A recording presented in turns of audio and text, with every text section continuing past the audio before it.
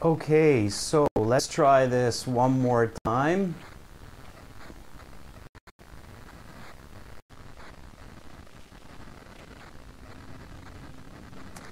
We are going to try it with maximum buffer here in a moment if this doesn't work.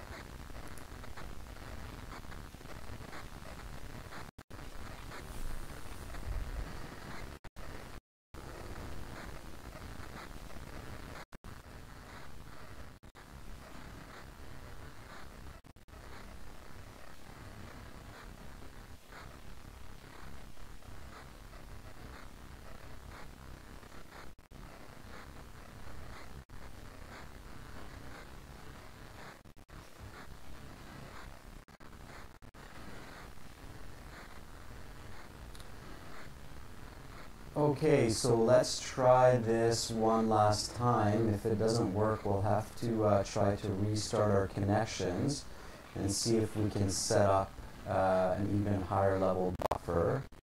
The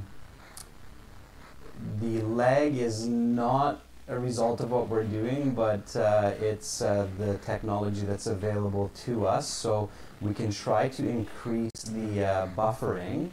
Anyway, it looks like we're okay right now. So I will continue with the IELTS Task 2 lesson here. The buffering should catch up, so just be a little bit patient.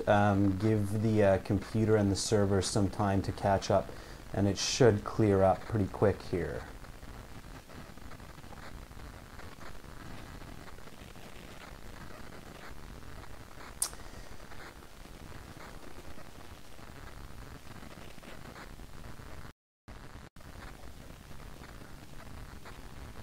Okay, so so we're going to write an example for this question, and I'm going to explain to you the steps you need to take in order to get a high score. First of all, the number one step when you're doing task 2 is to pay attention to the question. One of the most common problems that students have is they write the essay and they're not writing about the right topic or controlling idea. So before you begin to write, it's a good idea to take about 3-4 minutes to read the question carefully and identify the topic and the controlling ideas of the question. So here, let's read the question one more time. Here we go. Some people prefer to use personal vehicles to travel to work. Others like to use public transit. Which do you prefer and why? Give reasons and explanations from your experience. Okay. This essay in English is known as a persuasive essay, which means that you have to convince your audience of your ideas. I can see that for some of you the video is going very well now, and for some of you it's still loading slowly. So unfortunately this depends on where you are in the world and how good the servers are in your area. So please bear with me. Again, if you have questions, just ask. I can see what you're commenting and what you're saying, so I will try to answer all of your questions as well as possible. All right, so the first question to everybody is, what is the topic of this IELTS Task 2? Does anybody know what the topic is in this question?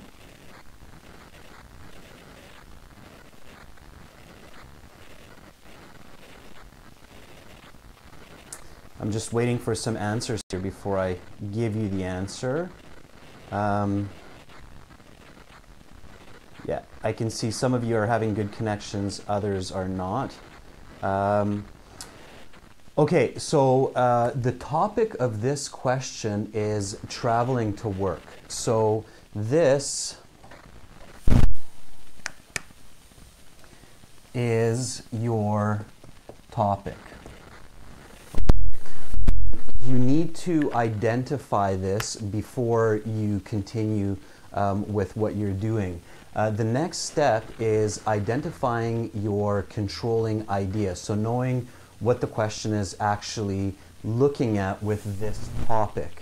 The topic is traveling to work, and the controlling idea is like to use public transport and prefer to use personal vehicles. So this is your controlling idea.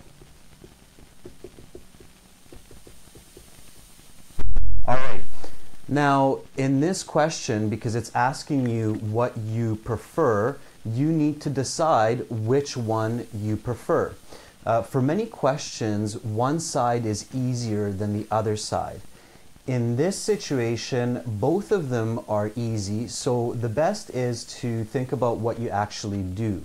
Do you use your own car to go to work or school? Or do you like to use the bus or the train or other modes of public transport instead? Whichever one you usually use, that's what you should write about. Don't write about the opposite because it will be more difficult, okay? Now, when you have the... don't start writing yet, okay? It's very important that you don't start writing yet. A little bit of preparation at the beginning of task 2 will save you a lot of marks and will save you a lot of time. So once you decide, okay, I use public transit instead of a car, then you want to quickly write down some ideas about why you prefer to use public transit. So let's take a look at that.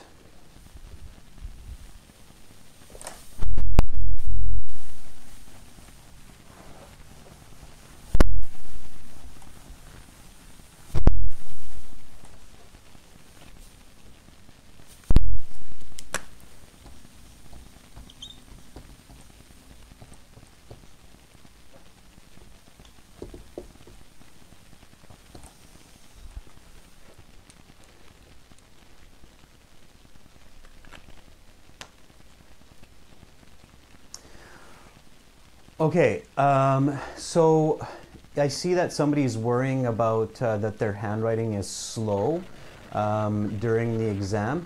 Don't panic. 40 minutes is a lot of time.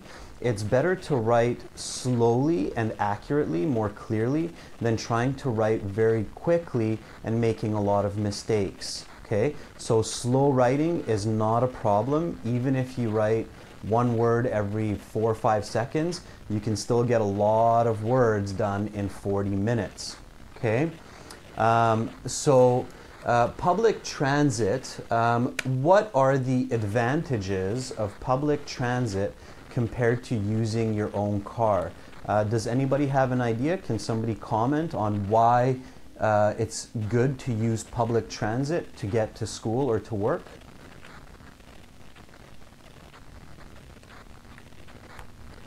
Okay, yeah, money saving, fixed time, timely, pollution control. So those are all very, very good reasons. So definitely we can agree that it's cheaper to use transit than your own car.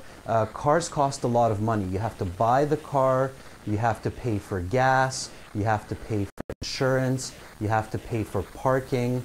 So it's definitely more expensive to use the car. So it's cheaper, or another way is more economic. Okay? And then somebody also said that it's better for the environment.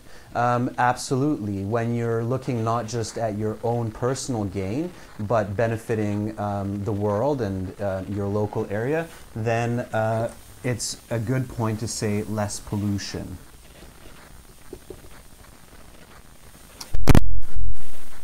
Okay, and maybe a third reason that we can say is when you're driving your car, you have to, of course, pay attention to the road. Hopefully all of you are doing this, not using your cell phone or not doing something else that could be dangerous.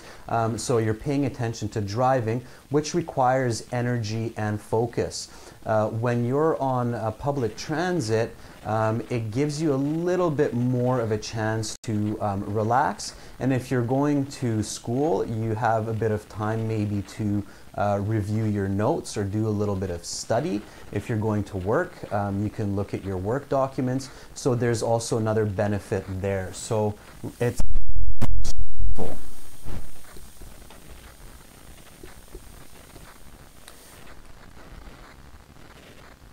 Yeah, multitasking, Pavan. I see that you targeted the multitasking. Absolutely. Public transit allows you to do more multitasking.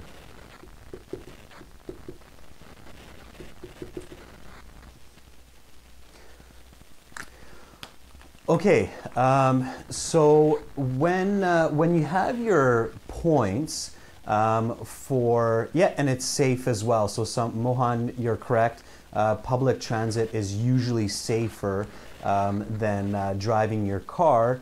Even if there is an accident, you're usually in a much safer situation because you're in a much larger vehicle than when you're driving your own car. So safety is another reason. Now, here is a very important point for you during task 2. So 2 things can happen in task 2. One is you don't have enough ideas, okay? If you don't have enough ideas, don't panic, just keep thinking. These questions on IELTS task 2 should be global. That means that anybody in the world should be able to come up with 2, 3 clear main reasons for the answer, okay? But there's another problem that can happen in task 2. The other problem that can happen in task 2 for students is they think of too many ideas, okay? And now with so many people joining this lesson, we have 6, 7 major reasons why public transit is preferred compared to a personal car. Here, you have to be very careful not to write about all of these reasons, okay? So I'm going to say this one more time. Do not write about more than 3 reasons for your answer, okay? In IELTS task 2, depth is more important than breadth. It means that it's more important for you to explain your ideas completely with examples than give lots of different ideas. Okay, so one more time, make sure you go into deeper explanations instead of writing about a lot of different ideas.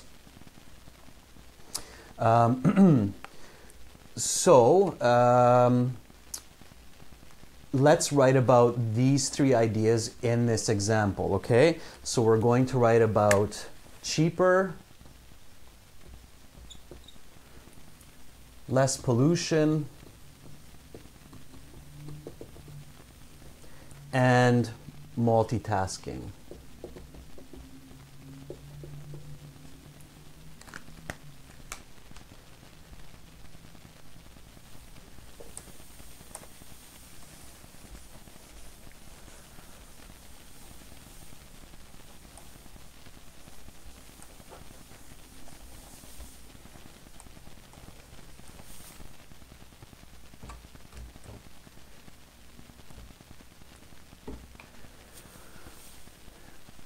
All right, for task 2, you want to write 4 paragraphs.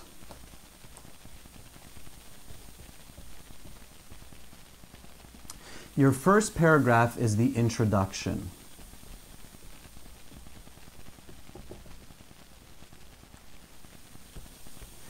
Your second paragraph is your body 1.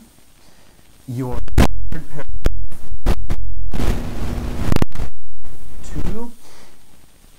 If you are good at English and you can write quickly, then you can include a third body paragraph, okay? Only do this if you are confident that you have strong English skills. If you need to score 7 or more on IELTS, it's okay to write 4 paragraphs. Body 2 conclusion, and you can score 7 or even more. If you need to get some really high scores like 8 or 9, then you might want to include an extra body paragraph. Body 3, so that's optional, and then paragraph 5 is your conclusion.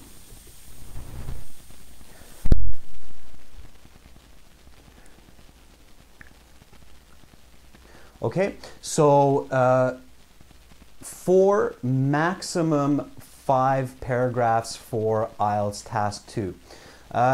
Yes, Yuhi, sorry if I'm not pronouncing your name correctly. It's okay to write 350 words. It's 250 words minimum. So to get high scores, you have to write at least 250 words. If you go over 250 words, that is okay. It's actually good to go over 250 words because then you don't lose marks for writing not enough.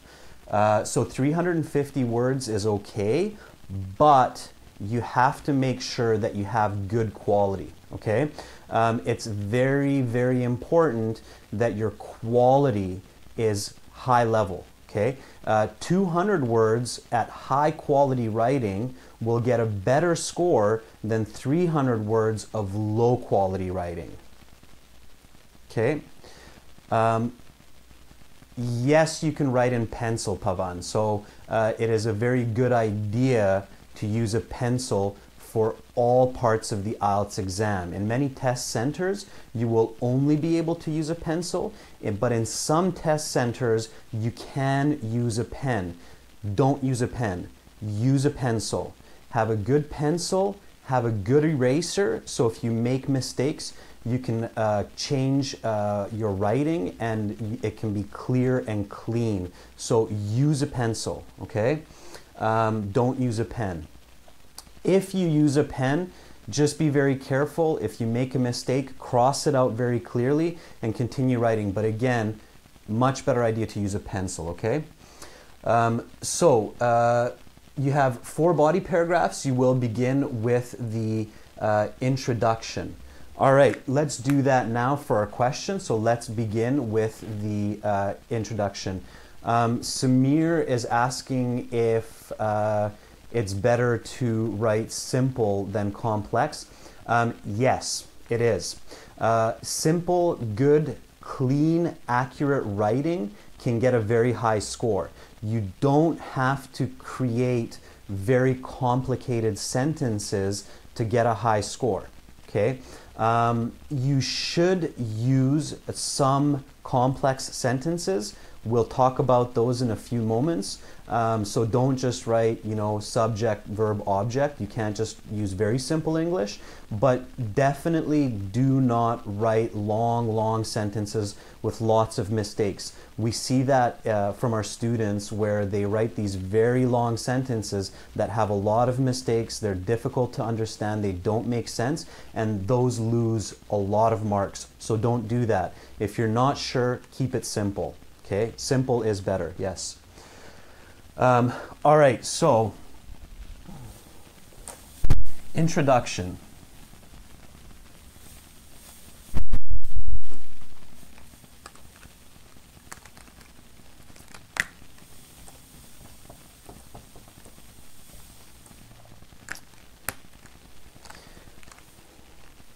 Okay, of course, don't write introduction. This is just for the lesson, so just begin writing. The first is your hook.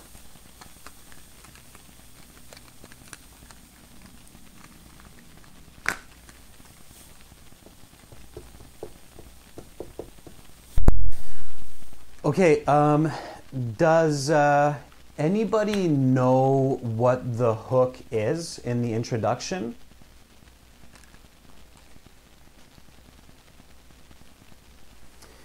Yes, you can use surveys, Anmol. So many students learn that you don't need a hook for the introduction in IELTS. This is not true. You don't have to write a hook, but it's a very good idea to write a hook, okay? So a hook is not necessary, but it's a very important part of writing, and it's very good to include this into the IELTS. So if your teacher says you don't need a hook, it's true, but a hook is very good to have in writing, and you should write it, okay? Pavan says that a hook is describing what we are about to write. Kind of, yeah, it's kind of a close definition. Think about a fishing hook, okay? So a hook, when you're fishing, is the little curved piece of metal that you use to catch the fish, okay? That's what it is in writing also. So the hook in your writing is basically your little hook that you use to catch your reader, okay? So it's a simple statement that catches your reader, all right? So, simple, global statement to catch your reader. And it should include the topic. Okay? So make sure that you keep your hook simple, okay? Simple is a really important part of the hook. Do not write a long, complicated sentence and make a mistake in the first sentence of your essay, okay?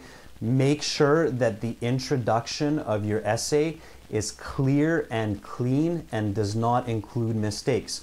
It's very bad to have mistakes in the first sentence because the markers will immediately think that, okay, if there's a mistake in the first sentence, I'm sure I'm going to see lots of mistakes in the next sentences. So don't make mistakes in the hook of your essay, okay? Keep it simple. So 10 words, 12 words.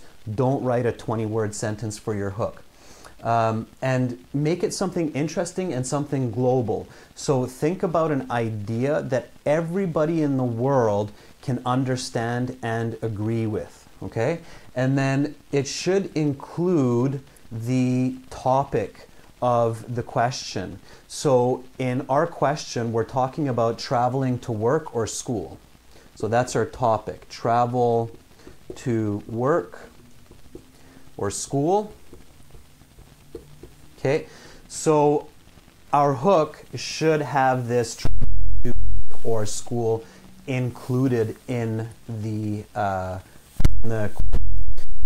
can somebody try to write a simple hook for the question of our essay? I'll give you 10-15 seconds to get it for us, and then I'll give you my example. So does somebody want to write an example hook for traveling to work or school? Some idea? Yes, Juhi, you should have a hook for any kind of task 2 essay. Yes, Dimitri, that's what the hook is, to get the reader interested about the theme of the text. Absolutely. Also, the hook doesn't just catch your reader and have them interested, but it also helps you to focus on the topic and to get your mind moving to write a better essay. So the hook, in fact, is not just something that is a positive for your audience, for the people reading task 2, but it's actually good for you as the writer.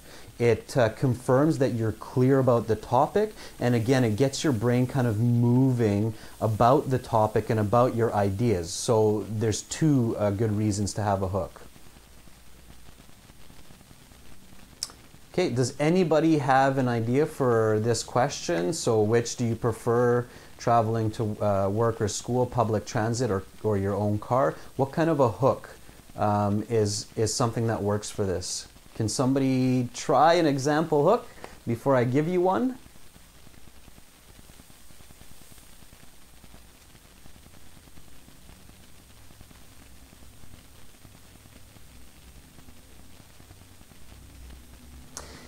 Yeah, Juhi, that's not bad. So yeah, that's not a bad hook.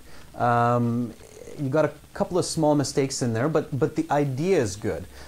So we can say something like, let's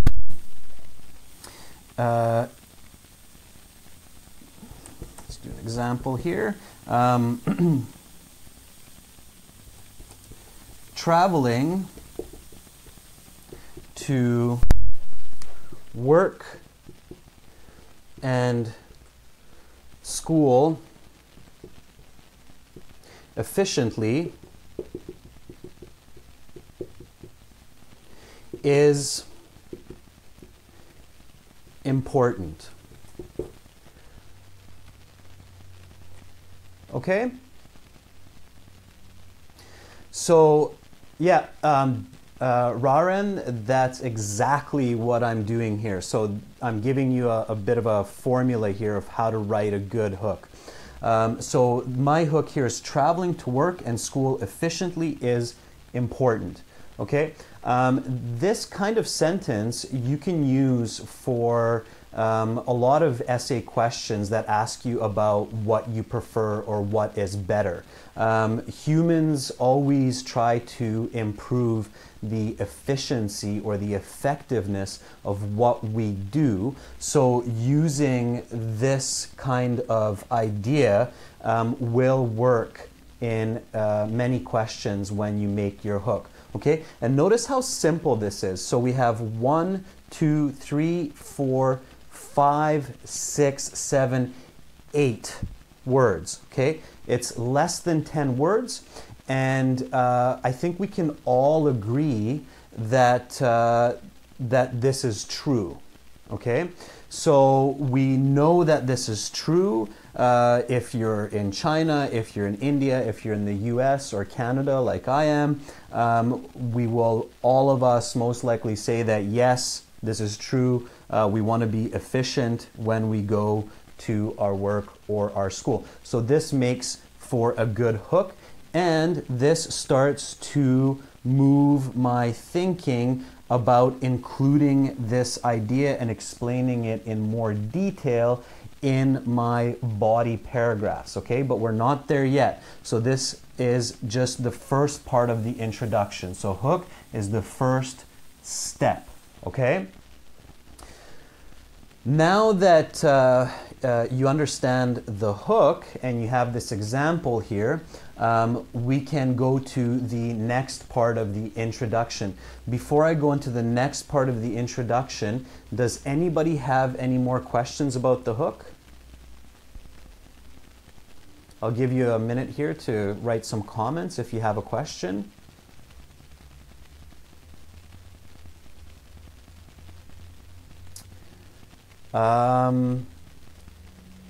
Raran, so the ideal hook must talk about the topic. It's a better way to think about it than the agreement. So the ideal hook must include the topic. It must be global, okay? And hopefully it's something interesting, okay? Yeah, that's right. That's right, Sanajit. It's much more about introducing the topic and making it interesting, okay? For those of you who are coming late to the lesson, you can see the question that we're talking about in the description. No, Samir, it's not a quote, okay? The hook is not a quote, so do not use a quote for your hook. You have to be very careful to use quotes or idioms in task 2. In my opinion, it's better if you do not use quotes or idioms in task 2. When we see students using quotes or idioms in task 2, there are usually mistakes, and when there are mistakes, the marks go down. So don't use idioms, don't use quotes in your writing. By global, Ahmed, so I see you're asking, Ahmed, what do I mean by global? By global, I mean that it's something that everybody in the world can understand and can agree on. So it doesn't matter if somebody in Saudi Arabia reads this, or in Brazil reads this, or somebody in Germany reads this, they will all understand and agree to this idea. So that's what I mean by global. No, do not use examples from literature. So you can use information that you read in a book or in a magazine, but use it in your own words. So don't try to copy the words of other people, okay? So in task 2, you don't have internet, you don't have books, so you can't actually use the words of other people. So make sure that you write task 2 with your own words, okay? So use your own words. Take the information that you learned in your life from TV, from other people, from what happened to you, and make it in your own words, okay? Yes, Hafiz, you can absolutely lie about facts, okay? So you can absolutely lie about facts. All right, so now that we have our hook, let's write the second part of the introduction. So hook is the first part of the introduction.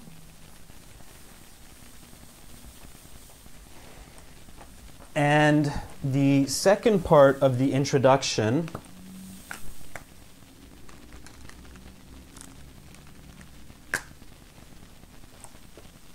is the background.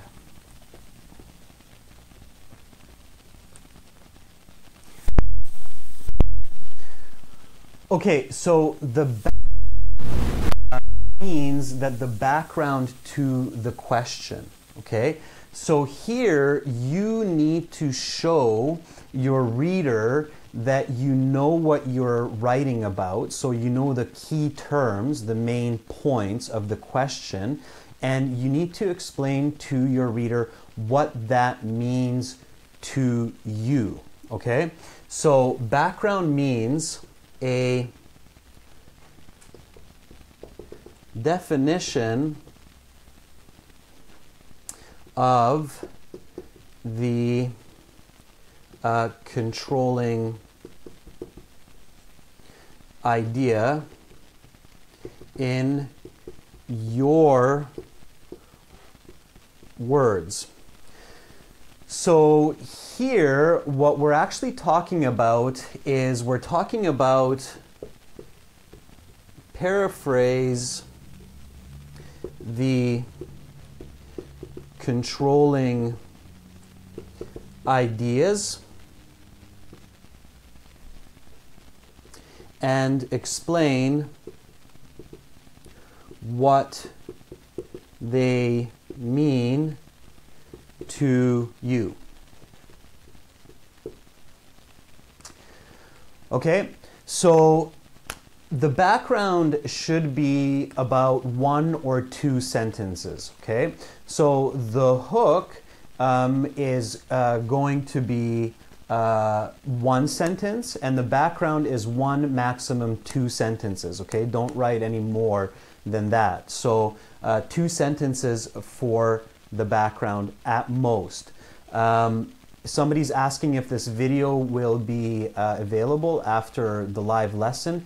Yes, we will save the lesson to our channel, so you will be able to watch this video at a later time as well for review. But of course, you can't ask us questions when the video is recorded. So if you have questions, definitely you want to keep watching and ask us questions during this lesson, okay?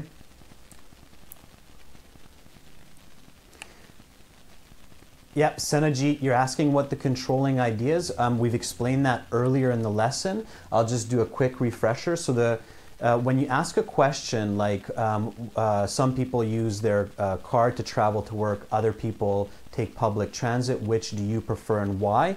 You have a topic, which is traveling to work, and you have a controlling idea. The controlling idea is the concept that is connected to the topic. Okay, here the topic is traveling to work, and the concept connected is which do you prefer, a car or public transit? So that's the controlling idea.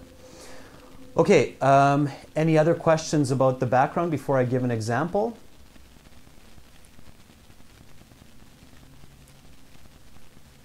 I'll give you a couple of seconds here to try an example sentence for the background of this. So you think about how to explain traveling to work. Okay, how can you explain to your reader what it means to travel to work by car or by bus or by public transit? So how can I give a definition for this?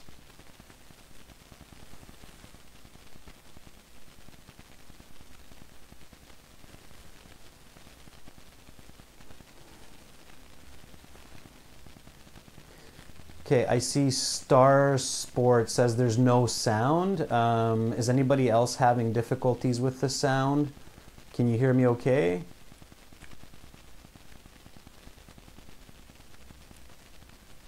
Okay, so it looks like the sound is okay for most of you. Thank you for that. Yeah, okay, great. Benedicta, we'll talk about writing task 1 in another lesson, so we're going to keep focusing on task 2 here, but we will do lessons on task 1. So when you come back to our channel, we will schedule more live lessons. We'll talk about task 1, we'll talk about the reading section, we'll talk about listening, we have our own exams, so you'll have lots of lessons coming. So just watch for our schedule, and then you can come back and join us for our other IELTS lessons.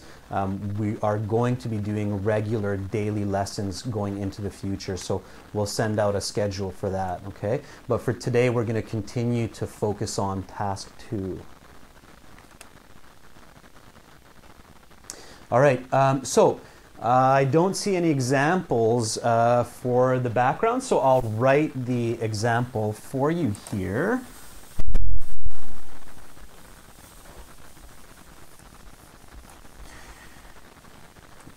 So, here we go. Most commuters are people traveling to school or work. Spend anywhere from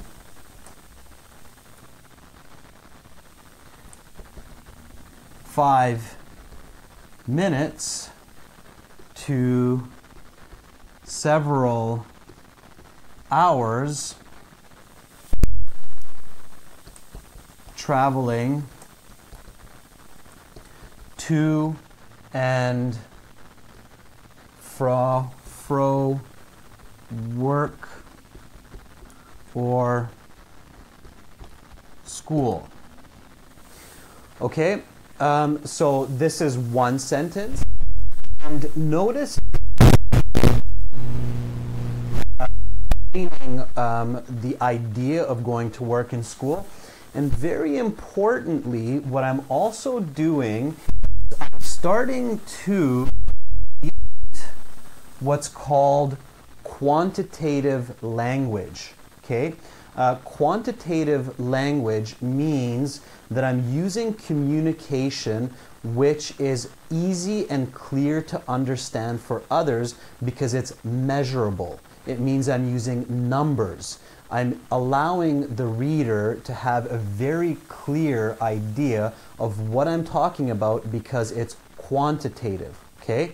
The other type of communication is qualitative, okay? So we as humans can speak or can write in two ways here. We can write in a qualitative way. Qualitative would be, for example, drive a short time or drive a long time.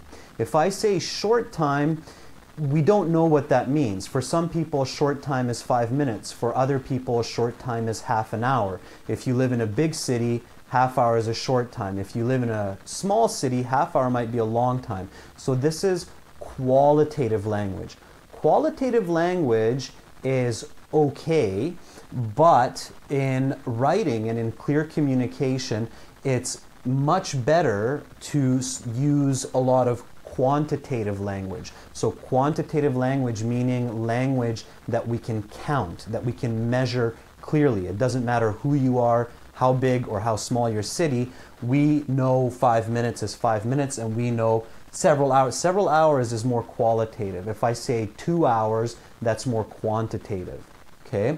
So use quantitative language. All right, so most commuters spend anywhere from 5 minutes to several hours traveling to and fro work or school.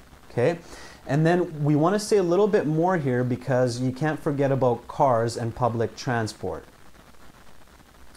Yes, Juhi, quantitative language is definitely preferred to qualitative because qualitative language is more difficult to understand.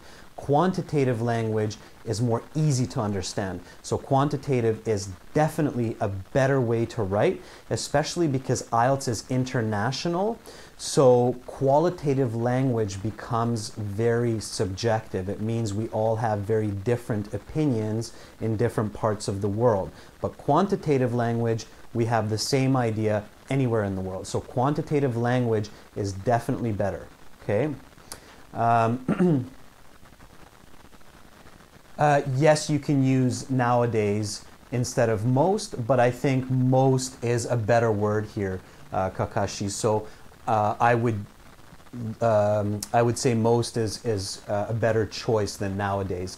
Nowadays is okay. It means a different idea. It talks about currently or recently, so it's not the same concept. Most is a number. It's a group of people. Okay. All right, so one more sentence which explains the idea of cars and public transport. So some individuals use their own cars to commute, while Others take buses, trains, and trams to reach their daily destinations.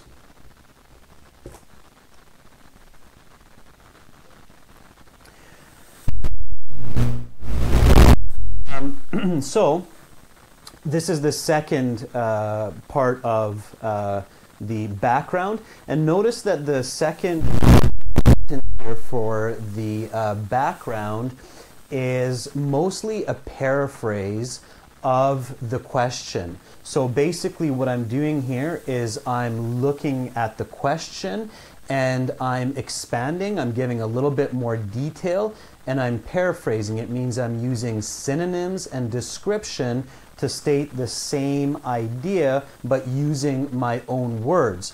When you paraphrase the question of task 2, that shows the marker and the examiner that you clearly understand the question. So if I can say what you're saying using my own words and it's the same idea, that tells you that I understand what you are talking about. Okay? And this is a very important part of communication. We do this naturally, but we need to do this actively. So we need to study how to do this well, and we need to do this in the background of the introduction for task 2.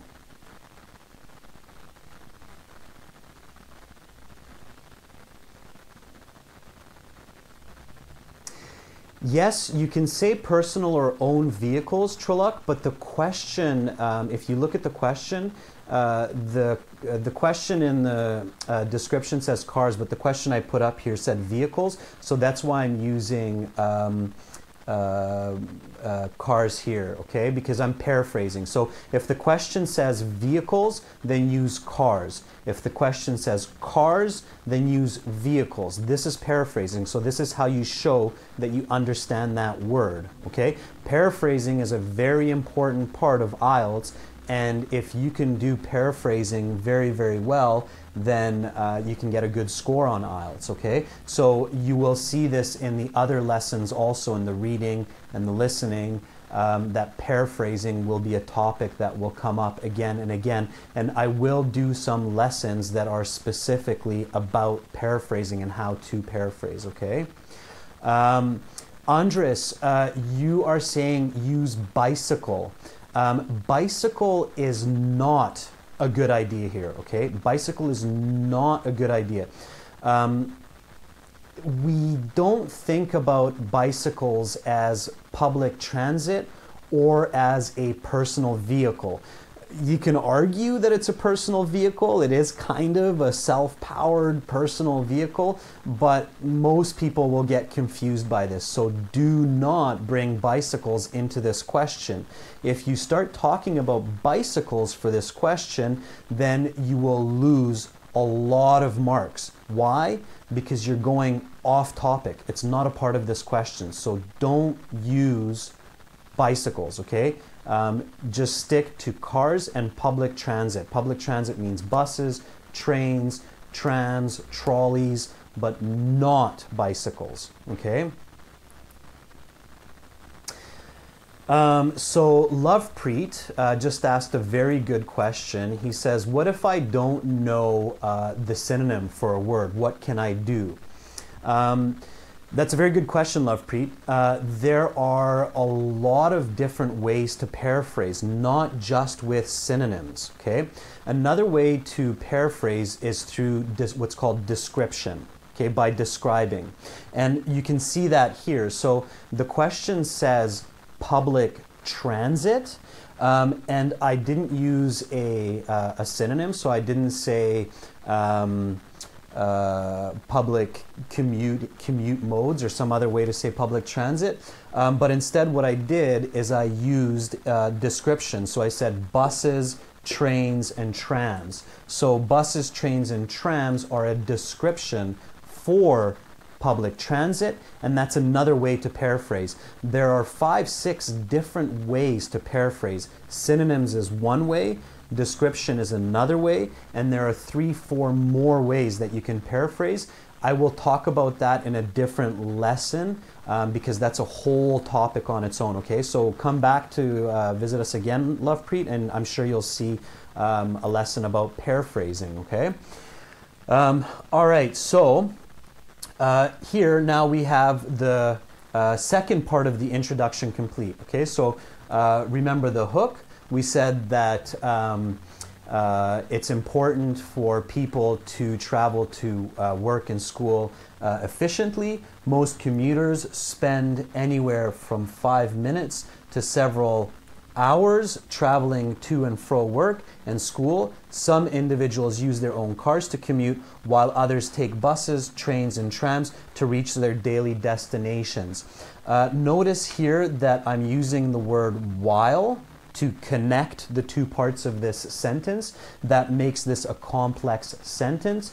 Complex sentences get you high scores in IELTS. You need to use these if you need to get scores 7 or more, okay? So learn your complex sentence structures. I will do grammar lessons on complex sentences in future lessons also. All right, so now we have the hook, we have the background, and now we can write the third part of the introduction. The third part of the introduction is, does anybody know what the third part of the introduction is?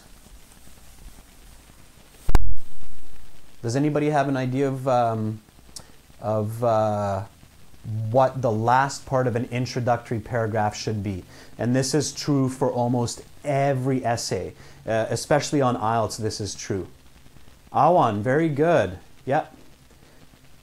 Thesis statements. So Iwan Teebs, hopefully I'm pronouncing your name correctly. The thesis statement is the last sentence of the introduction. Very, very good. Yeah. Make sure you know what a thesis statement is. A lot of professionals, teachers will tell you that the thesis statement is the most important sentence of the essay. Okay? So a good thesis statement means a good essay.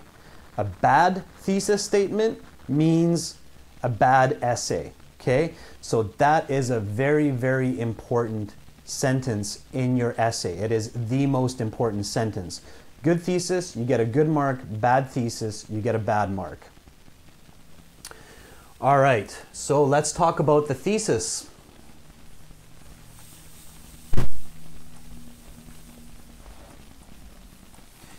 Okay, and again, remember that a lot of what you can go to the website at www.ahelp.com. If you're still not sure about something, to our website.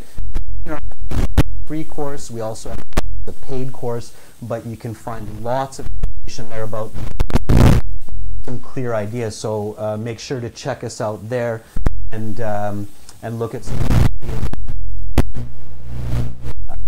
free materials too. But of course, if you want all the material, you have to give us some money because just like you, we need to eat and so on. But anyhow, for now, let's focus here and let's talk a little bit about the thesis statement.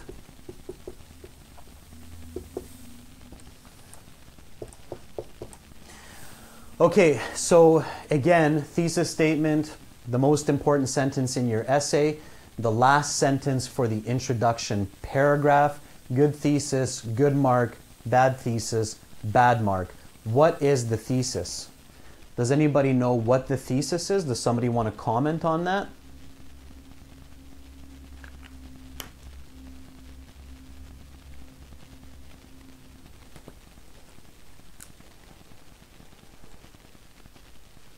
So what is the thesis statement? Can anybody give me a definition?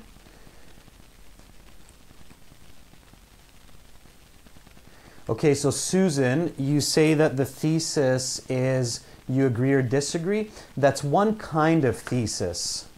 Yeah, which side I would like to say that's one kind of thesis. Can somebody give me kind of a short explanation? That's what Litesh says. That's the closest answer. Yeah, so Andres says that what the essay is going to talk about. Andres is correct. So your thesis is what your essay will be about, okay? Now, one of the most common mistakes that we see IELTS students do is they write a sentence where they say, in this essay, I will talk about something. Okay, so we see many students do this kind of a thesis statement. This is a terrible thesis statement. Okay, this is not a good thesis statement. This is terrible. Okay, don't say what you will talk about. Okay, just state it. So just simply say it. Don't say this essay will talk about. Okay, this is bad. All right. You do not want to use this kind of a sentence. Don't use this sentence. Don't use this sentence in writing. Don't use this sentence in speaking. Okay, just talk about it. Just say it. Okay, just make the statement. Don't say I will talk about this. I know you will talk about it because I'm going to read it. So just say the statement instead, okay? So let's look at a correct statement, but before that I'll give you the definition here.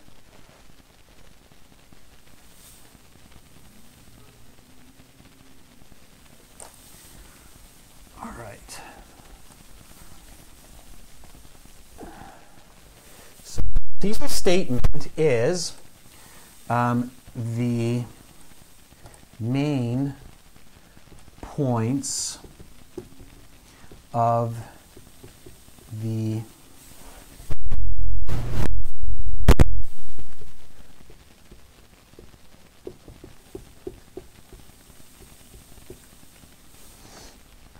So the thesis statement is the main points of your essay. It's the arguments, the reasons, the side that you choose. So there are different kinds of task 2 questions, and every task 2 question should have, as we talked about earlier in the lesson, 2 or 3 main points. This is where you introduce the main points of your essay. So basically, keep it simple, 1 point for each body paragraph. So if you're writing 2 body paragraphs, your thesis statement should have 2 points.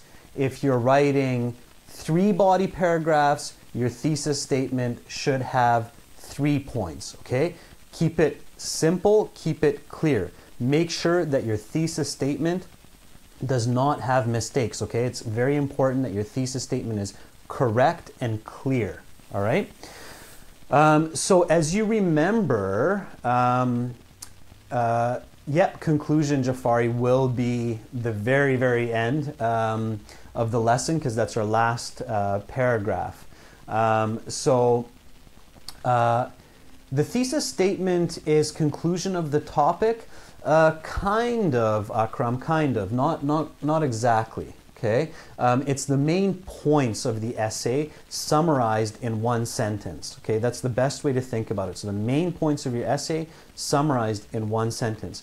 Now you remember that we said we prefer to take public transit because it's cheaper and we can multitask. So we're going to stay with those 2 points, okay? So the example for our essay is, I prefer to use public transit to get to work because it is cheaper and I can multitask. Okay, so here is an example thesis for our essay. I prefer to use public transit to get to work because it is cheaper and I can multitask, okay? Now we need a comma here because this is a full sentence. So when you use and to join a full sentence to another sentence, you need a comma before the and, okay? Question, is this a good thesis statement? Can somebody give their opinion if they think this is a good thesis statement or not? And if it's good, why is it good? If it's not good, why is it not good?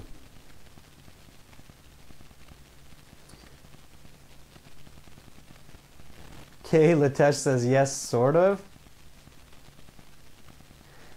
Okay, somebody says not so good. No, it's weak, you used I. Okay, so let's talk about the I. I can see that a lot of you are worried about the I.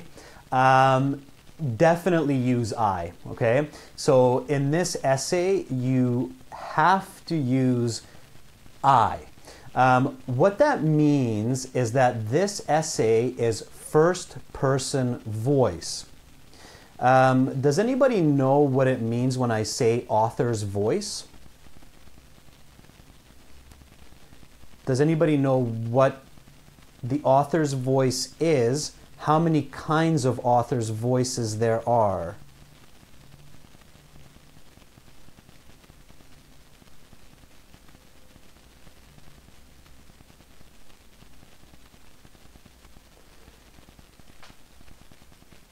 Okay, I can see that it's something that you're not clear on.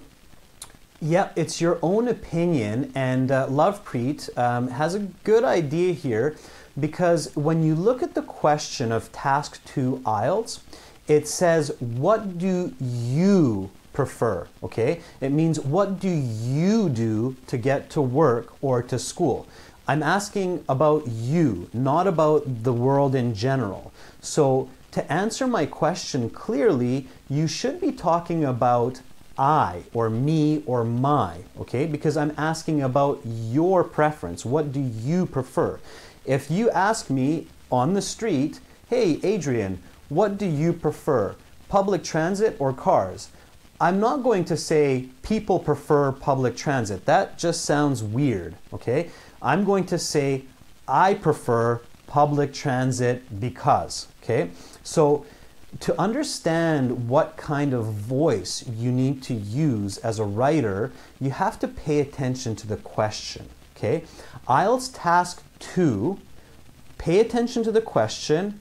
It talks about you, your preference, what you know, your experiences, your explanations. So to give a correct and clear answer, you're talking in the first person voice. I, me, my, okay? Do not use second person voice. Second person voice is you, your, and so on. Don't do that, okay? Don't use second person voice in Task 2 because you don't know who is reading your essay. You don't know them, so you cannot talk to them directly. Do not use you, do not use your. If you use you or your in Task 2, you lose marks, okay? Task 2 is not third person, so it's not a general opinion. It's a first person voice. It means you use I, me, my in the essay. You use it in the introduction, you use it in the body paragraph, you use it in the conclusion, okay? So make sure you use I, okay? You do not need to use complicated grammar for your thesis. If you use complicated grammar in your thesis, you can make mistakes. If you make mistakes, you lose marks. And that's the problem here, okay? I didn't really see anybody explain what the problem is with this thesis. You cannot say, Dimitri, that you prefer to go to work on foot because the question's not asking you about that. So no foot, no bicycle. It has to be either cars or public transit. Don't go off topic, okay? You have to stay on topic, even if it's not true. Even if you have to make it up, you have to focus on the topic of the question. So bicycle and going to work on foot is not going to be a good answer for this question, okay? So stay with public transit or cars. So here, it's an okay thesis, but there is a mistake. There is a problem with it.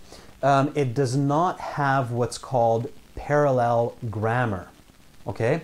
So here I say I prefer to use public transit to get to work because it is cheaper and I can multitask. The problem is with this part of the sentence, okay? This part of the sentence is not the same grammar as this part of the sentence, okay? A very important rule in the thesis statement is that the points that you state, so the points of your thesis statement, have to have the same kind of grammar. So the first part here is it is cheaper, okay? That means the second part of the sentence should follow the same kind of grammar. It should say it is something, okay? So it is cheaper and it, changing it to it's not terrible, but it's not the best way to write the thesis, okay? So I need to think of a different way that I can say this part so that the grammar stays the same as cheaper, okay? Don't write it as again, but I need to use a word here which can be the it is. So multitasking, what is multitasking? Multitasking means, yes, Cap, this is live. Absolutely. Okay, so multitasking is what? Multitasking is efficient, right? It's an effective way of doing things. So when I can do multitasking, I'm being more efficient or I'm being more effective, right? So instead of saying and I can multitask, it is cheaper and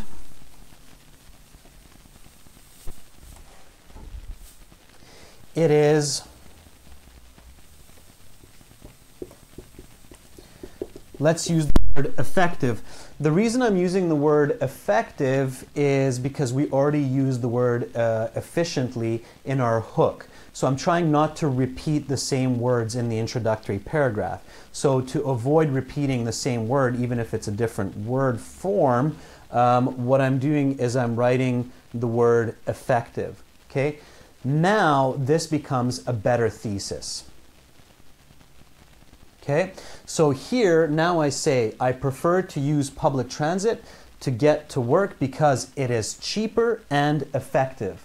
Okay, so it is cheaper and it is effective, but I don't need to write it is a second time since I already have it here. This it is also modifies the word effective. So in English, you can do this where if the grammar is parallel, so if you have parallel or similar grammar structure for your points, you do not need to repeat the leading phrase for the second point. We know that this also applies to this, but it has to be correct. So I prefer to use public transit to get to work because it is cheaper and effective.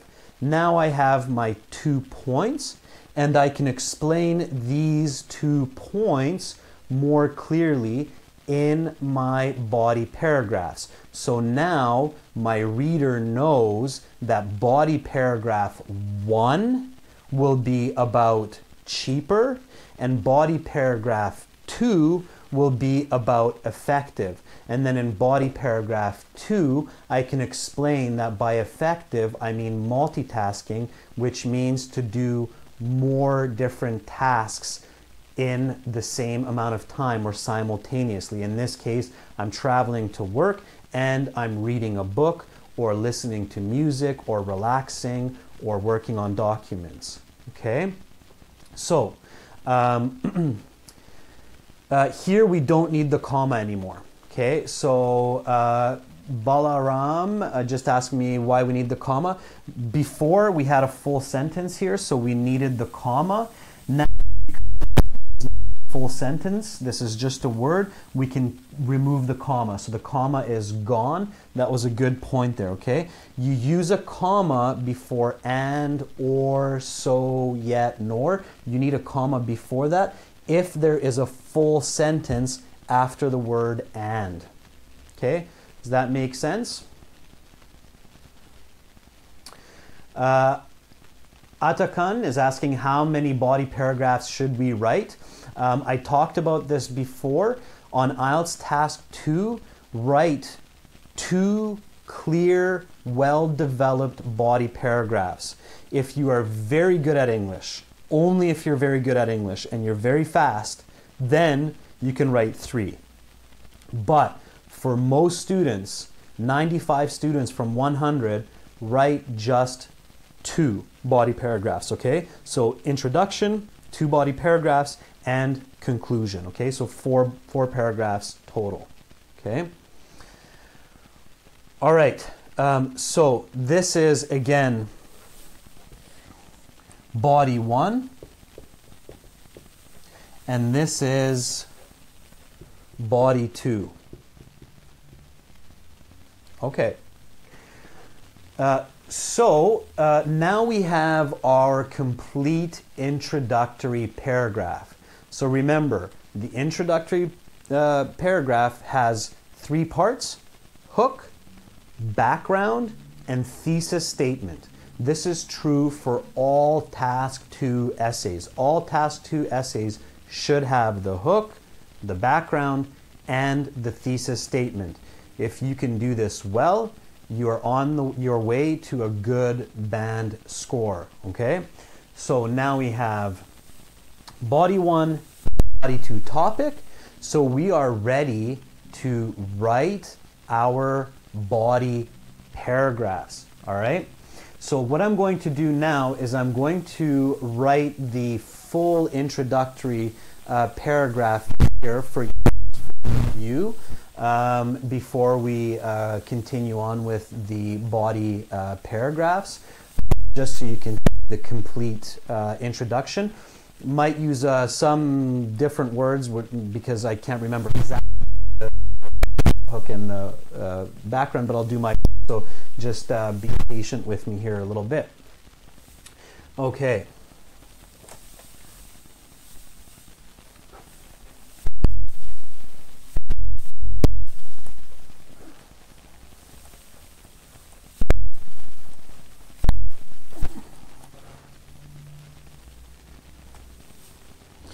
So the first part was the hook, which was traveling to, can you see that? I'll come down a little bit. Traveling to work or school,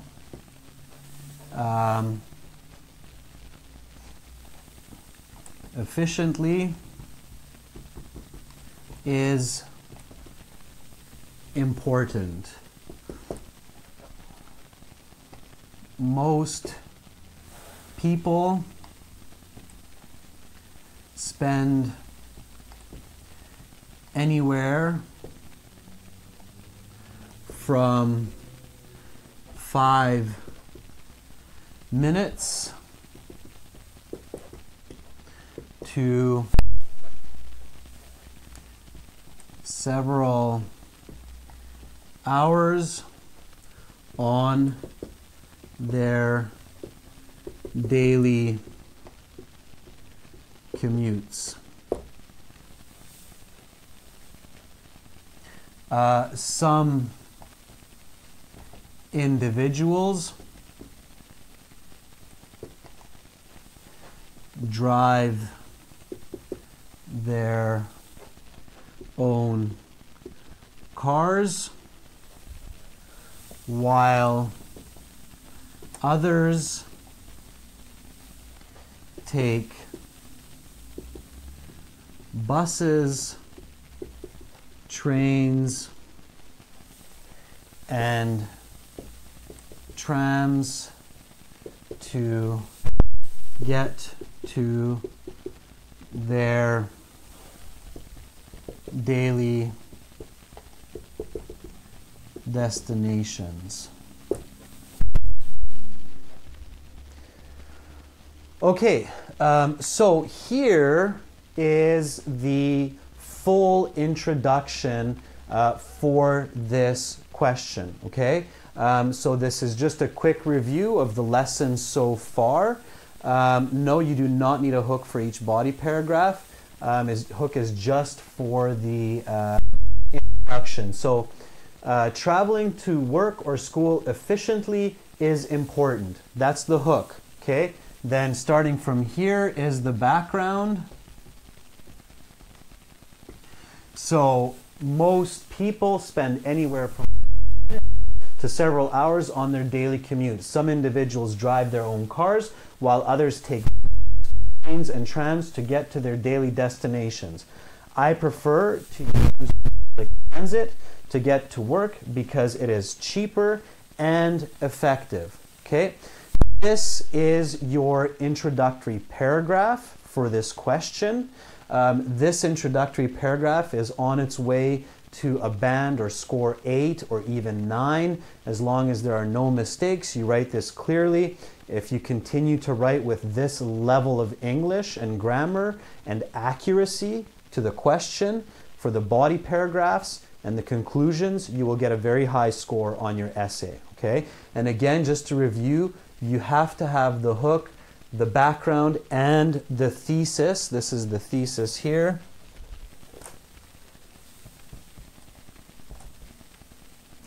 The thesis, so you have to have the hook, the background, and the thesis for any kind of IELTS task 2 essay.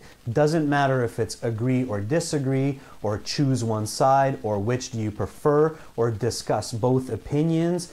Doesn't matter what the question type is, okay? It will need the hook, the background, the thesis, and the essay will be in first person using I, because IELTS Task 2 asks you for your opinion, your experiences, your explanations, okay?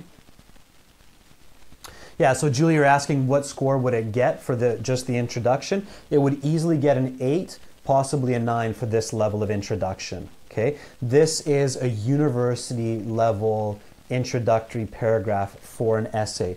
In universities in North America and Europe, this is a very standard type of introduction with the hook, background, and thesis statement, okay? So you're going to get a high level with this one, all right? Okay, so we're going to take a little bit of a break here. Okay, I'm going to take about a 10-minute break, and then I'll come back and start talking about the body paragraphs. So stay tuned. I will be back after a 10-minute break, and then I'm going to write the body paragraphs for this essay for cheaper and efficient. In that time, you should copy this down. So if you have a pencil and a piece of paper, write down the question. It's good practice. Write down this introductory paragraph. It's good practice. And then I'll be back in about 10 minutes. If you have some questions until then, please write them down. I will look at the questions. And when I come back, then I will continue with the example essay. So a short break here and then continuing on in 10 minutes. Okay, so see you in 10 minutes, guys. Bye for now. 10 minutes, I'll be back. I'll even write it here. Back in 10 minutes. Back in 10 minutes. Okay, so I'll be back in 10 minutes. Until then, if you leave, if you're gone, please come back tomorrow or the day after. Join us for the other lessons. If you wait the 10 minutes, then you'll get to see some of the body paragraphs and the different parts of the body paragraph, and I'll see you shortly, okay? So thanks, Dimitri. I'll enjoy that coffee. Okay, see you guys in 10.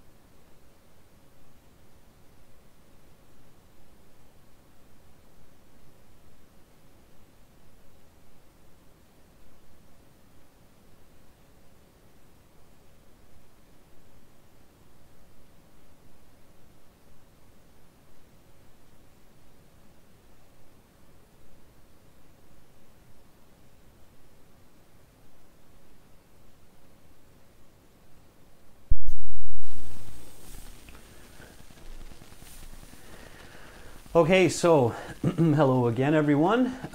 Thank you for being patient and staying with me. For those of you who stayed, again, if you leave, then just remember we are doing more live IELTS classes daily, so you can join us for other topics. So again, we just finished talking about the introductory paragraph for our IELTS Task 2 question about what you prefer to go to work, public transit or your own car. If you have any questions before I erase this, please ask me now. Can anyone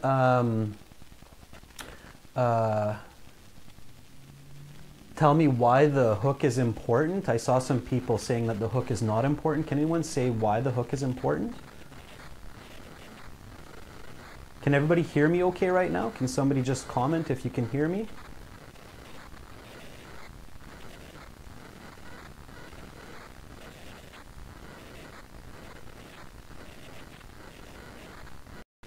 All right, great. Okay, yes, Judy, it grabs the reader of the, attention of the reader, the hook, and also remember the other reason why the hook is important, because it gets your brain moving, it gets your brain thinking about the topic, and it also reassures you, so it confirms that you know what the topic of the question is, okay? Again, a very important point that I want to repeat here. The first step to a good essay is making sure that you understand the question clearly. One of the most common mistakes we see with students is they start writing an essay as soon as they read the question, and they write an essay about a different topic, a different idea, because they didn't take the time to check and make sure that that they understood the question, the topic, and the controlling ideas. So step number one, always check and make sure that you understand the topic and the controlling idea of the question, okay? So again, this is the introductory paragraph. I will include this essay, the introduction and the body paragraphs in the final video. So you will have a chance to review it if you're joining us now. Okay, so let's go on and write about body paragraph 1, which is talking about public transit is cheaper than using your own car. So again, the thesis includes the 2 key points, one for each body paragraph. Body paragraph 1 talking about the idea that it is the cheaper choice, okay?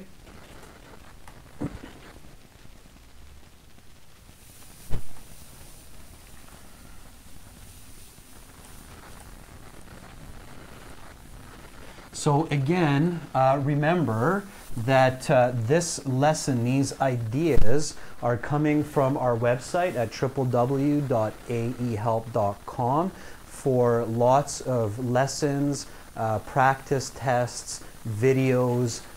Go to our website and you can learn for 7 or more on IELTS from the website. Also on our website you can download, when you join the full course of course, you can download our book.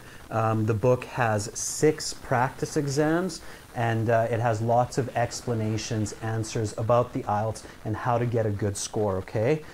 We have helped thousands and thousands of students in the last 10 years to reach their goals on the IELTS. So you can become one of these successful students. Just visit us at aehelp.com. Try our course for free, and if you like it, you can join the full course and get all of our materials. So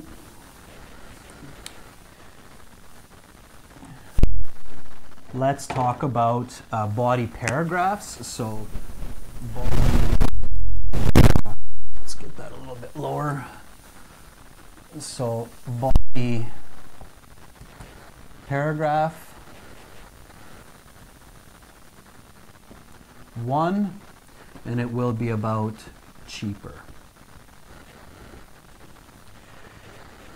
Okay, so the body paragraph for an essay also has 3 to 4 important parts, okay? And again, it's step by step. So you need to include each of these 3 to 4 important parts to get a good score on the essay. Does anybody know what the first part of a body paragraph is? So what is the very first sentence in a body paragraph?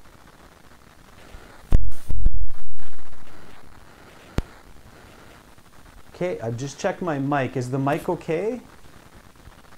Can everybody hear me okay now?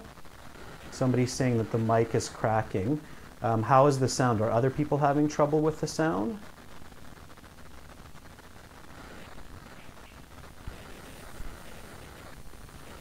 Okay, some of you are saying it's okay, some of you are saying no. So again, it has to do, I think, more with YouTube. All right.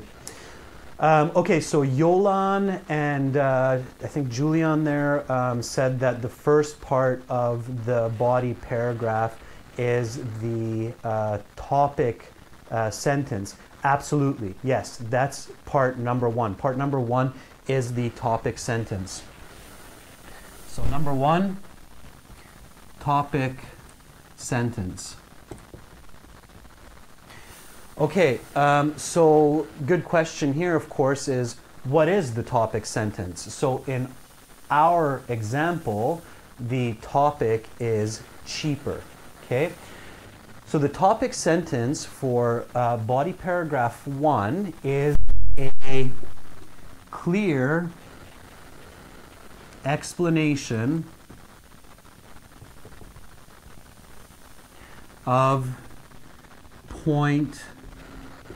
Now in this case it's point 1 because it's our first body paragraph. So it's point 1 of the thesis statement.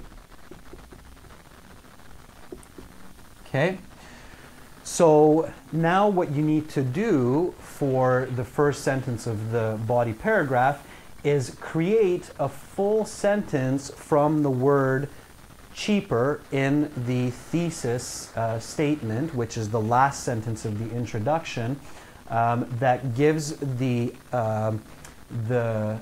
idea to the reader what you mean by cheaper. So what does that mean? What does it mean cheaper? In this case, what does it mean public transit is cheaper? Can anybody answer that question, what that means, that public transit is cheaper? I'll give you a moment here. I'll give you a chance for some people to write some example comments or sentences. What does it mean that public transit is cheaper? Okay, so Kakashi says it's affordable. That's maybe a deeper explanation. Reliable is not a good answer, Lovepreet. Cost less than using your own private vehicles by Pavan. Yes, absolutely. So Pavan, that's a very good topic sentence. We have to remember the original question here. The original question is, what do you prefer, cars or public transit? So cheaper here means that public transit costs less money than using your own car. Okay, so the example sentence is, and this is the first sentence of the body paragraph, it costs significantly less money. So less money is an explanation for the word cheaper, to use public transit than driving a car. Okay, so notice here that that I said that it costs significantly. This is a good word to include here. It means much less. Significantly less money to use public transit than driving a car. Okay? Why didn't I say your car? Does anybody know why I didn't write than driving your car? Why did I not write the word your here? So why did I not use the word your? Anybody know?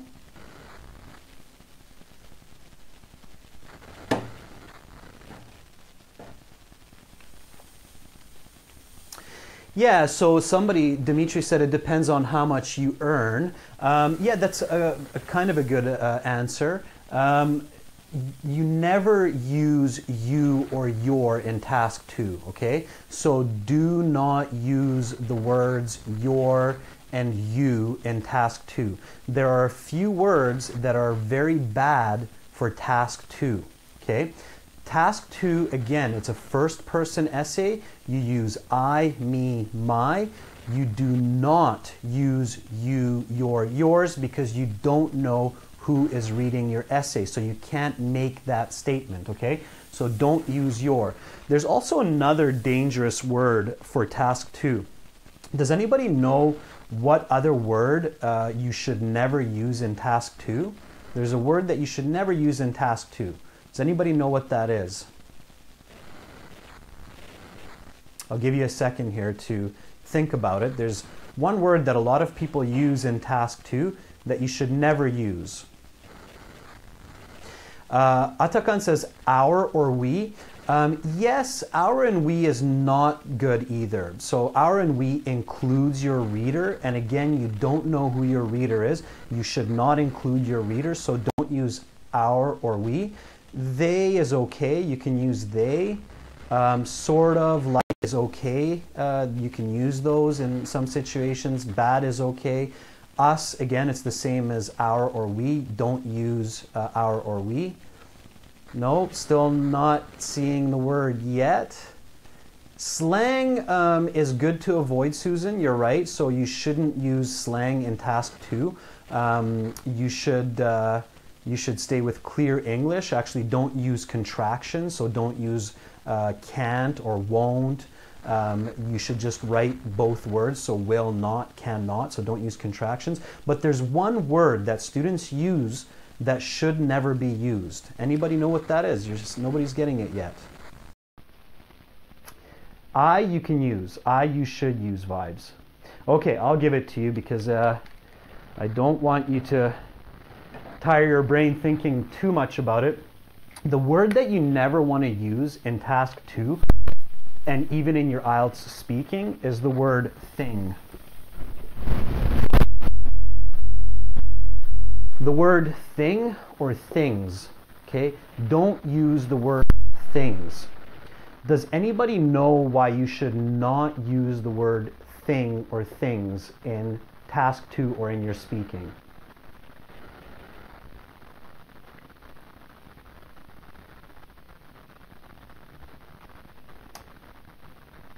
Yeah, so Juhi says it's very general. The reason it's too casual, it's not really casual, but the reason, so Juhi has the best answer so far. The reason why you, stuff, yeah, never use stuff. I want absolutely never use stuff. But don't use things, yeah, don't use stuff, okay? Stuff. No, don't use stuff. Stuff is a slang way to say thing, so it's even worse. Thing and stuff has zero value to your reader, okay? If somebody is talking to me and says to me, I saw this interesting thing yesterday, what's my question? My question is, what thing? What did you see?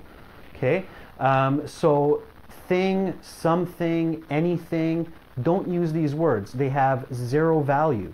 It doesn't mean anything to your reader, okay? You have to find the better noun. So you have to find a specific noun which explains the word thing, okay? So don't use thing, okay? We see students using the word thing, and sometimes we see students using the word stuff. These do not get you marks. In fact, you lose marks because your communication becomes unclear, okay? So don't use the word thing or stuff. And don't use the words you, your, and yours.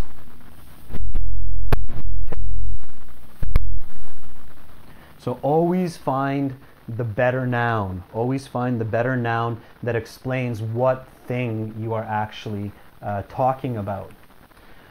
All right, so this is the topic sentence. It costs significantly less money to use public transit than driving a car. Now we can go on to the second part of the body paragraph. Does anybody know what the second part of a body paragraph is? So after we have our topic sentence, what is the next part? So what comes after the topic sentence in a body paragraph? Does anybody know? Okay, Juhi says example, not yet. Example is the third part. Okay, Kakashi, very good. And Naresh, I see also the same answer as Kakashi, but in a different way. Yeah, absolutely, Lopi. The reason, okay? The proof is the example, so the example comes third. We'll talk about that. The next part after the topic sentence is your explanation. So explain what you mean with your topic sentence. So it costs significantly less money to use public transit than driving a car, okay? So what does that mean? What do you mean it costs less money, okay? Explain that to me, right? That's the question for your reader, okay? You have to be very careful to give information to your reader piece by piece. Don't think that they are going to fill in the spaces with information from their own thinking. You have to follow a logical step 1, step 2, step 3, okay? Be very clear. Speak or write in a way that anybody can clearly understand what you are trying to say or what you're trying to write. So let's think about the explanation here, okay? So after the topic, we go on to the second part, the explanation.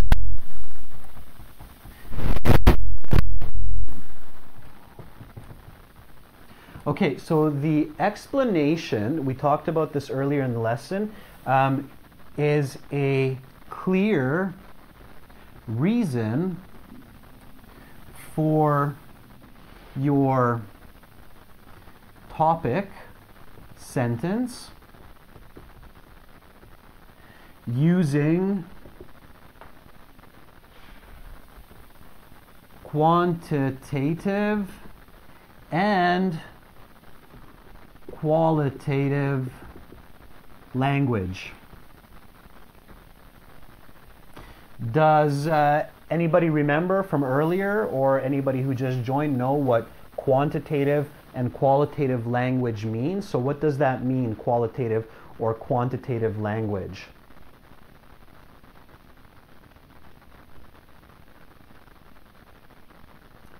Can anybody give me an idea of what that is? What is quantitative language?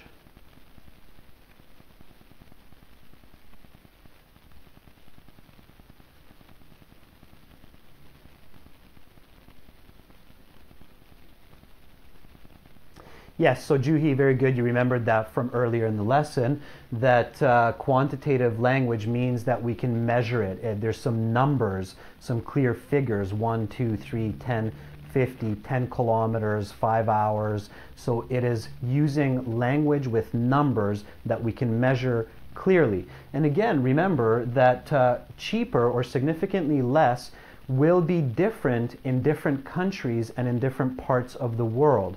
So you need to clearly explain what that means, that it's significantly less money to use public transit than driving a car. So I'll give you the example in a moment here. Can anybody type in the comments an example explanation for this topic sentence? Can somebody try before I give you this answer? I'll give you maybe 15, 20 seconds to come up with an example explanation for this topic. So just try. There's no making mistakes here. This is a live lesson. Everybody's learning. Don't be shy. Try to write an example for the explanation for this. Okay? And Dimitri has a good point as well here. He says, don't make it complicated. Yeah, again, keep it simple. If you can write clear, clean, simple sentences with this kind of structure, you can still get a 7. So no problem there. So don't make complex sentences if you're not sure. Okay.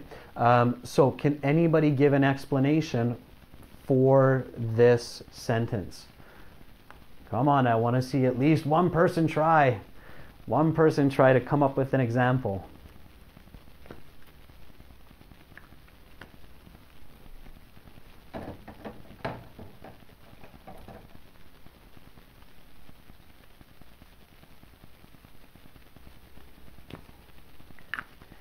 Okay, Juhi, good job. Yeah, that's great.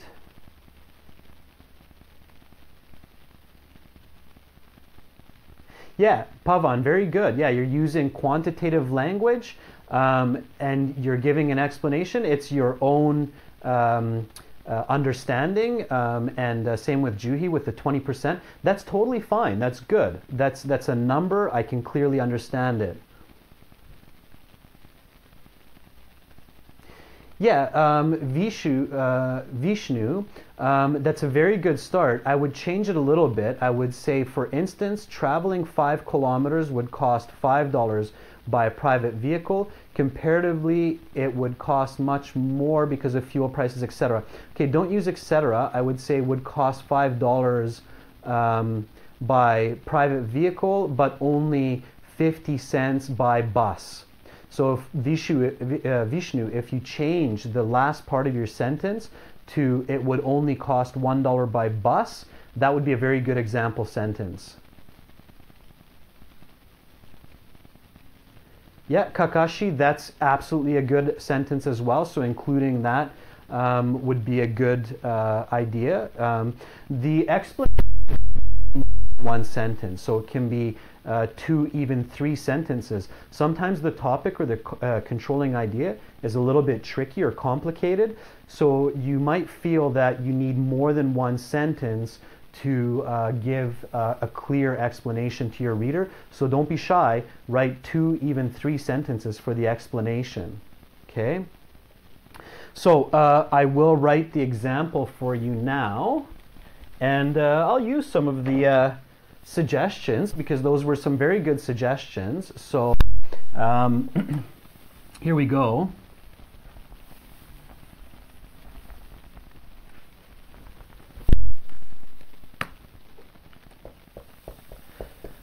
So, for example,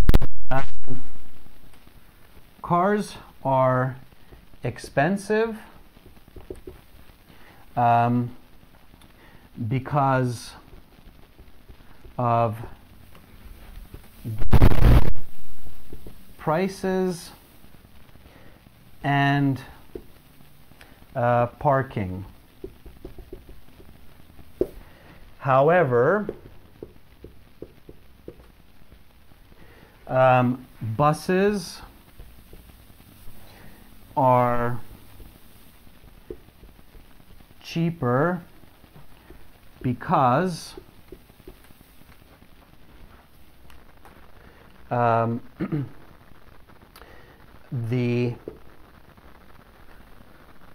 cost of gas and parking is shared by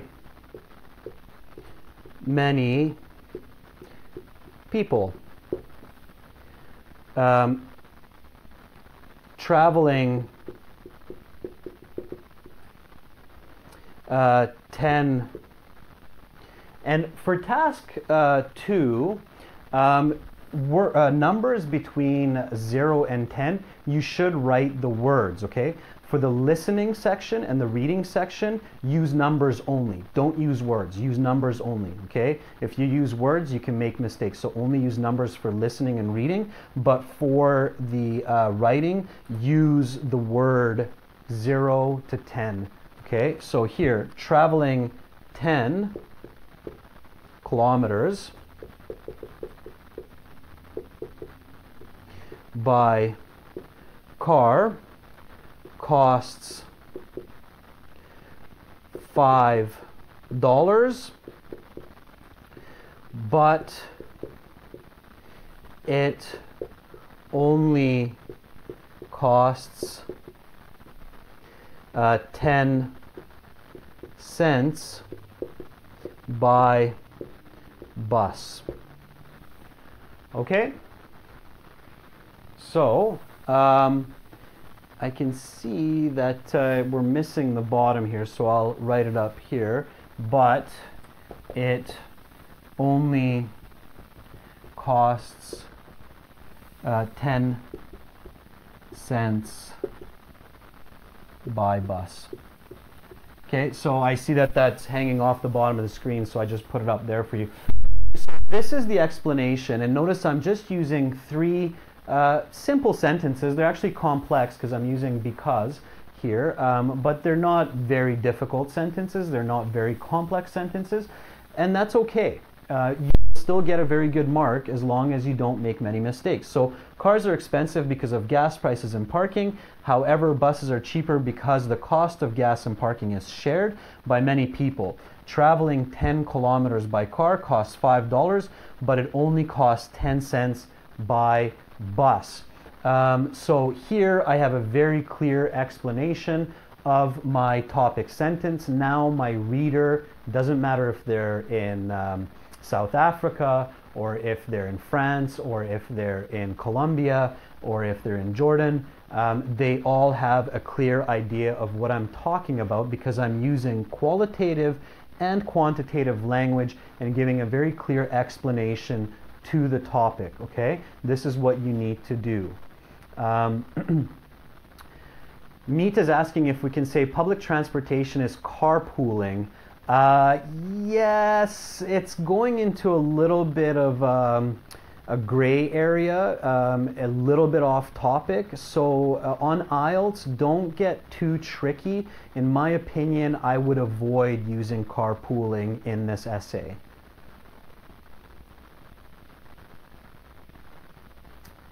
Yes, Nalma, the video will be available on our channel once we're done streaming. However, you can't ask questions there. So if you have some questions, definitely stay with the live feed. But you will be able to review this later, okay?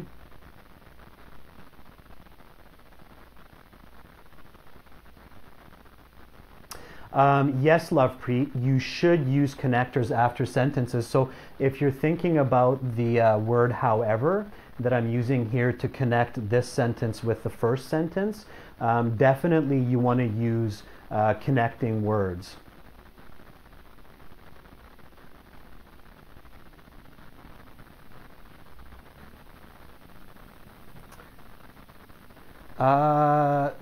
Sugdev, definitely you can use the word because, if that's what you're referring to.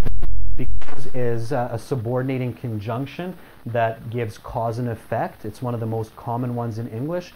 We use it in speaking and writing often, so we definitely use it.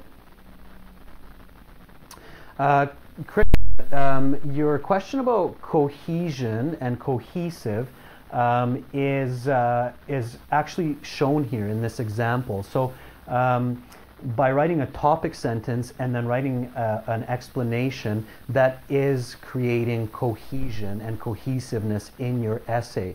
So having this structure of topic sentence, explanation, the next step will be example, and then concluding sentence. That structure, as long as it's clear, is what teachers mean when they say it's cohesive. The essay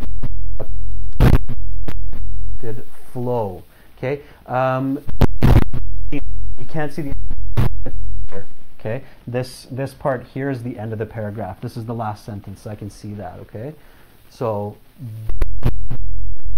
part here. The paragraph starts here with cars.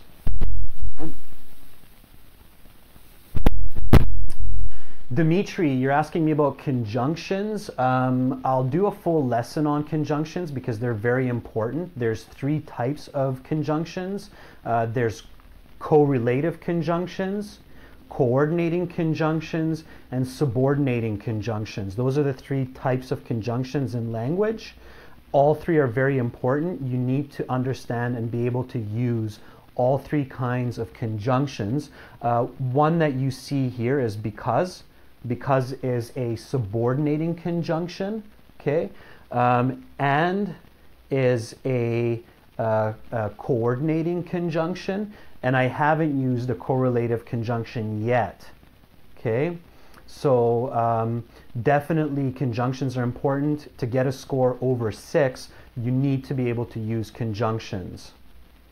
Okay, you need to be able to use all 3 kinds of conjunctions. Correlative conjunctions, by the way, are like neither nor, either or. Okay, those are the correlative conjunctions.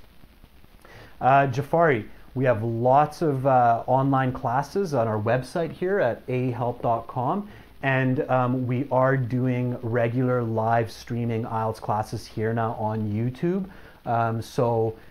We will schedule more live feeds so you can join us in these classes as well, okay? And don't forget, guys, that this is Super Chat enabled. So if you have a very important question, use the Super Chat, pay $1. It helps to keep us going and supports our work, especially if you feel like you're learning and you're benefiting from our lessons. We appreciate sponsorship. We appreciate Super Chat.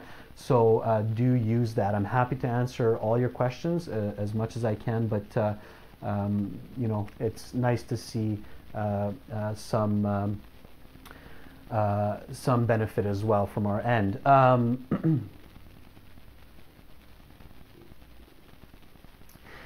So Juhi, you're asking me if you write first person in an essay where it asks about your opinion. Yeah, absolutely, because your opinion is I, me, my. So if the essay asks you, in your opinion, what is the best way to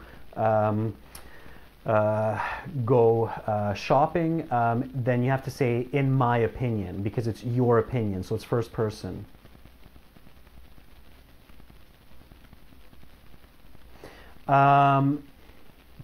Yes, using perfect tenses is important. So using have been, has been is definitely a good idea to increase your scores. It also shows a higher level of English. So using present perfect, using past perfect is a good idea. About passive voice, I'm sorry, I don't speak Russian. Or Slavic languages, so I can't read your name, but the person with the smiley face and sunglasses, yes, use present perfect, use past perfect in task 2, but be very, very careful with Felix. Okay, hi Felix. Yeah, Felix, use present perfect, use past perfect, but be very careful with passive voice. Usually we write essays in active voice, but in some situations where you don't know who the subject or the agent of the action is, you need to use passive voice in that situation. So in some situations, yes, you use the passive voice, but that's rarely, okay? Mostly in task 2, use the active voice. All right, so now we have the topic sentence, we have the explanation, and the next step for us, of course, is the example. So we've said this already. A couple people said, oh, it should be for the second, but no, it's usually the third. If you switch the explanation and the example, sometimes it works, but usually it's better to go topic sentence, explanation, and then example, okay? That's 99% the better way to do it. Okay, it's the more clear way to do it. Okay, so just stay with that, especially for IELTS. If you do it that way in IELTS, you can't go wrong. You will get a good score. Okay, so I'm going to erase this, but again, you will see this example later when you revisit us on the channel. So,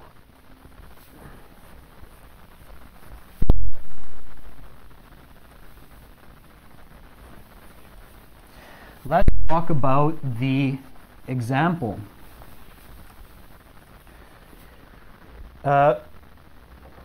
The example is a key part of the essay, and unfortunately we do see that some students miss giving examples. You will lose marks. Okay, no example, your score goes down. Why? The question asks you for it.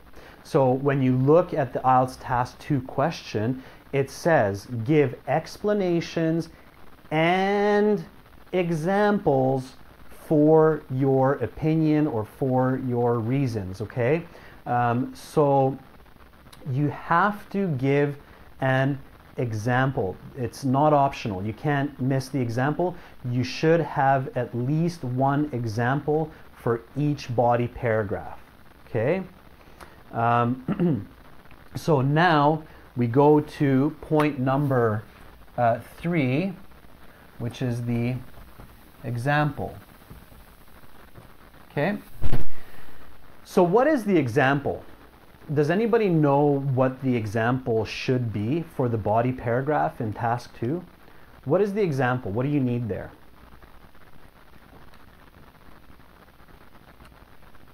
So I'll give a couple of a few seconds for somebody to yep, Judy says a personal experience.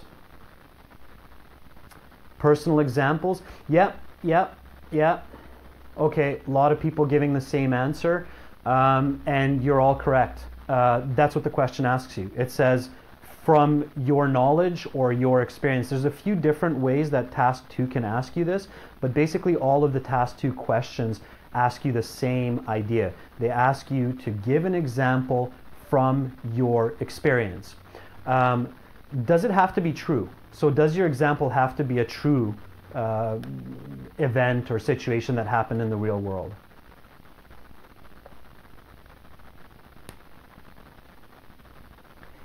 Yep, Felix, you're right. No, it does not. Yeah, absolutely. So it's interesting, but a lot of students get worried about this. So they think, oh, I don't have an example. What do I do? Make it up. Use your imagination. Lie, okay? The IELTS people don't care if it's real or not. Does it mean that you can make an example that's crazy, that's difficult to understand? Like, for example, it costs me $10,000 every day to drive my car to work. Is that a good example? If I say it costs me $10,000 to drive my car to work every day, is this it's obviously a lie. Is it a good example? Yeah, so I think a few of you are responding no. Yeah, it's not a good example because it's confusing to the reader. It's so strange, it's so far-fetched that the reader doesn't understand what you're saying, and they think maybe you don't understand English or what $10,000 means. So that's a mistake, okay? So your example can be a lie. You can use your imagination, but it has to be something that's believable. Okay, so that's very important. So an example is a believable personal experience or piece of knowledge.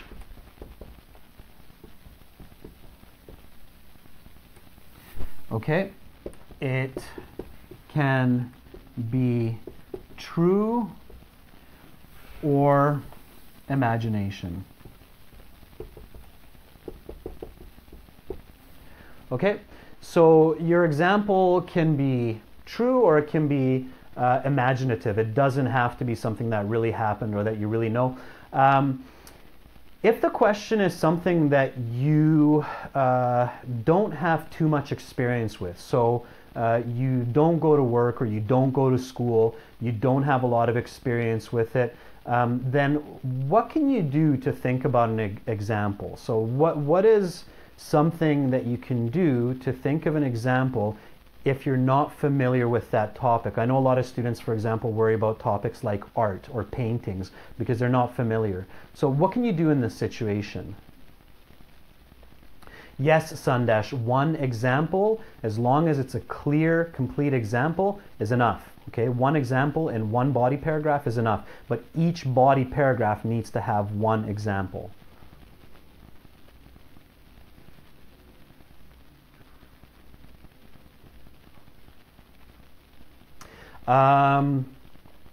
Chakwimek,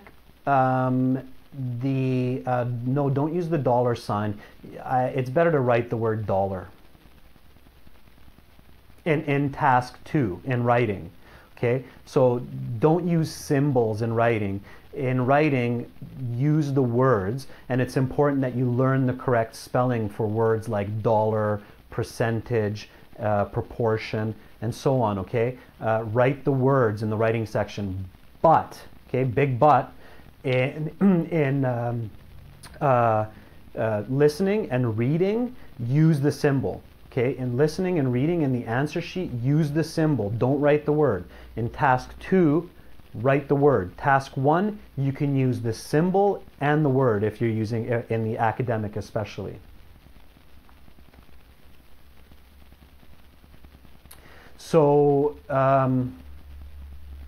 if I'm not familiar with this topic so much, what can I use for my example? What can I think of? I know a lot of students have trouble with this. They say, well, what if I can't think of anything? So what should I do if I can't think of anything?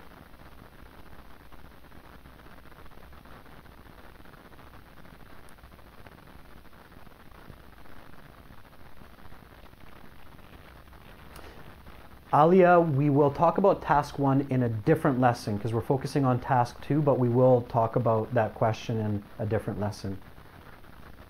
Okay, generate ideas, be creative. Yep, those are some good suggestions. How can I generate ideas? So that's a very good start, Vibes. How can I generate ideas for an example?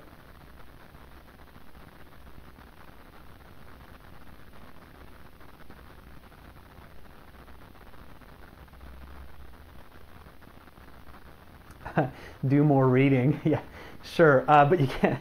Okay.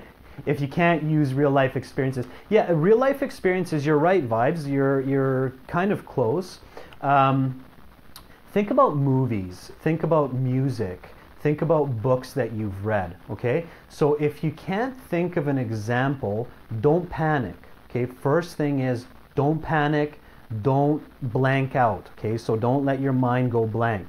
Calm down. Stay calm, okay? Never panic during the IELTS exam. Just stay calm. It's okay. Think about movies. Think about music.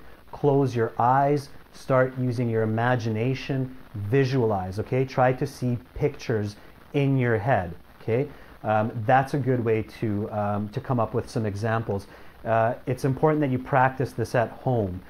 Practicing your imagination at home will help you a lot for all sections of IELTS, especially the speaking and writing sections, okay? Don't use the word etc., Manish. Don't use the word etc. So etc, no, okay? Again, remember, don't use the word things, don't use the word stuff, don't use the word you, your, yours, don't use the word etc., okay? Etc. has no value. You don't need to say etc. Just finish the last point, put a period, okay? Don't use etc. because that has zero value. Good question, Krishna. Yes, you can use tenses in task 2. Just make sure that around with your tenses too much, because if you're using too many different kinds of tenses in IELTS task 2, then your essay will become confusing. So you should try and stay with the present perfect and past and present tense mostly. Okay, the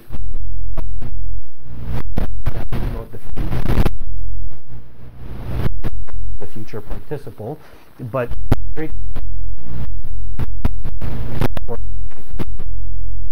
two.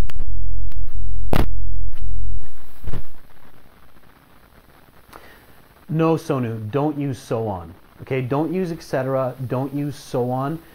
These have no. In most situations, the last point or the last part and put a period. Okay, so I'll give you an example. There are many delicious fruits in the store, including apples, oranges, and bananas. Period. No etc. Okay, no and so on. Just there are many delicious fruits in the at the market, apples, bananas, and oranges. The reader knows that there are probably other kinds.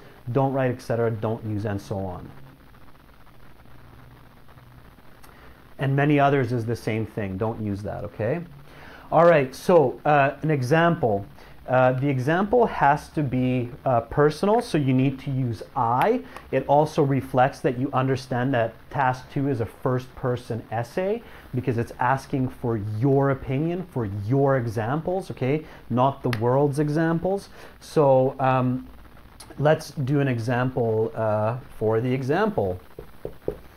So I travel 5 miles to work Monday to Friday by bus, and it only costs me 50 cents.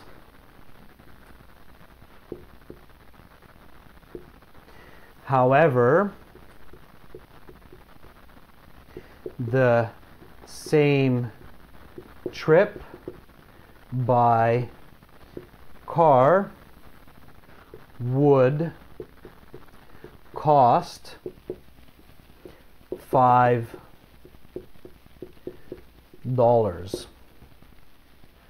Okay, so here is an example sentence for the explanation that we just gave. It's a personal example. I use the word I.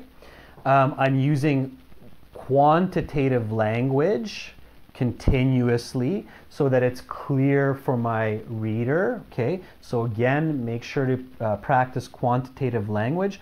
And here I used a fairly complex sentence with a semicolon and also a comma here, using the word and however. Now, if you can write this type of sentence, great.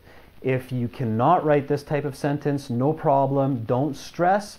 Just break it into 2 sentences. I travel 5 miles to work Monday to Friday by bus, and it only cost me 50 cents, period. Take out however, the same trip by car would cost $5, okay? So if you can't do this level of sentence, then just make it more simple, break it into 2 sentences. You're not going to lose a lot of marks or anything like that. Don't worry. Simple is okay. I'm just giving you a more complex example here, okay? I will be doing videos on speaking. I will be doing videos for task 1 and other parts of IELTS. You can see a lot of videos on our channel that are recorded in HD video. There's about 100 videos, maybe a little bit more on our channel. So look at those. We have lists for the different sections of IELTS, so video lists, so you can check those out. But these live lessons we started because you can interact with us. So.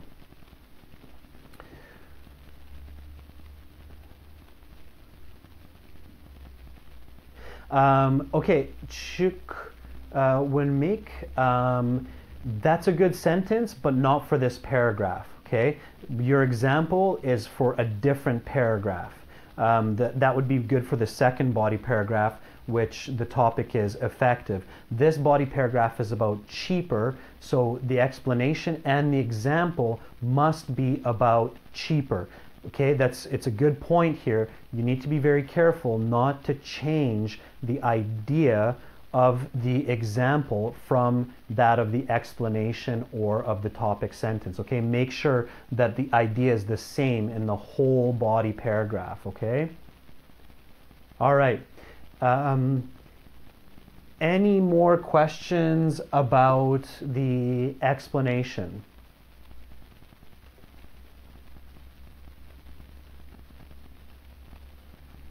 Any more questions on the explanation? No? Okay. So, again, remember, sentence, explanation, example. Okay. Example that you see here, and then we need one more part to finish the body paragraph. So there's one last part. It's the fourth part. Okay. Does anybody know what the fourth part of a body paragraph is? So what is the fourth and last part of a body paragraph?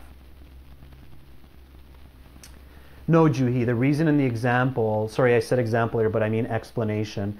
The reason and the example are different. Yes, quantitative. Yes, you're right. Yep, they should both include quantitative information. Absolutely. Again, quantitative language is always better than qualitative. Qualitative comes naturally, so we usually include some qualitative language anyway. So focus on the quantitative in all of your essay. Okay, neat. Okay, a few people writing conclusion. We're not talking about the conclusion yet, okay? So the paragraphs are introductory paragraph, body paragraph 1, body paragraph 2, and then the conclusion, okay? These are the 4 paragraphs. Each paragraph has some different parts. Remember, the introduction has hook, background, thesis. The body paragraph has topic sentence, explanation, example, and a connecting sentence. Okay, it's called a connecting sentence. Some teachers will say concluding sentence, but it's better to think about it like a connecting sentence because I don't want you to confuse this with the concluding paragraph. The concluding paragraph is a different paragraph. Okay, so yes, Julia, the second body paragraph will be about effective, but before we get there, we need the fourth part here. All right, so let's talk about this a little bit. Part number 4 is connecting sentence. Okay, a connecting sentence is what joins your body paragraphs together. It's going to make it flow smoothly for the reader, and it will give more cohesion and more clarity to the overall essay. Okay, so a connecting sentence is a summary and or link to the next paragraph. Okay, so that is the connecting sentence. That's the last part of your body paragraph. And there's a very easy way to do this for most IELTS essays. And I'm just going to give you a very simple sentence here that you can use in almost all task 2 questions. So you just need to maybe change a little bit of the information, but it's the same idea. All right? So here we go. This is one of 2 reasons why I prefer to take the bus instead of driving my car to work. Okay, so very simple here.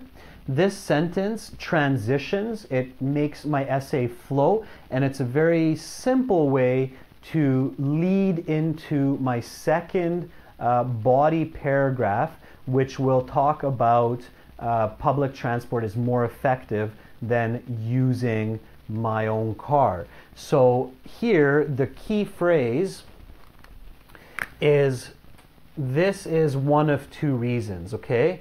So this phrase, please remember it, write it down, because you can use this for most, not all, but most of your body paragraphs for task 2. So this is one of two reasons, and then whatever the controlling idea. So why I prefer to take the bus instead of driving my car to work.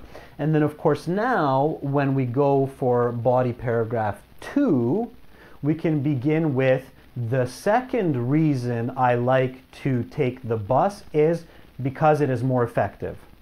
So that's my topic sentence. So a good reason to have this connecting sentence is it helps you to create or write the topic sentence of your next body paragraph. Is that clear?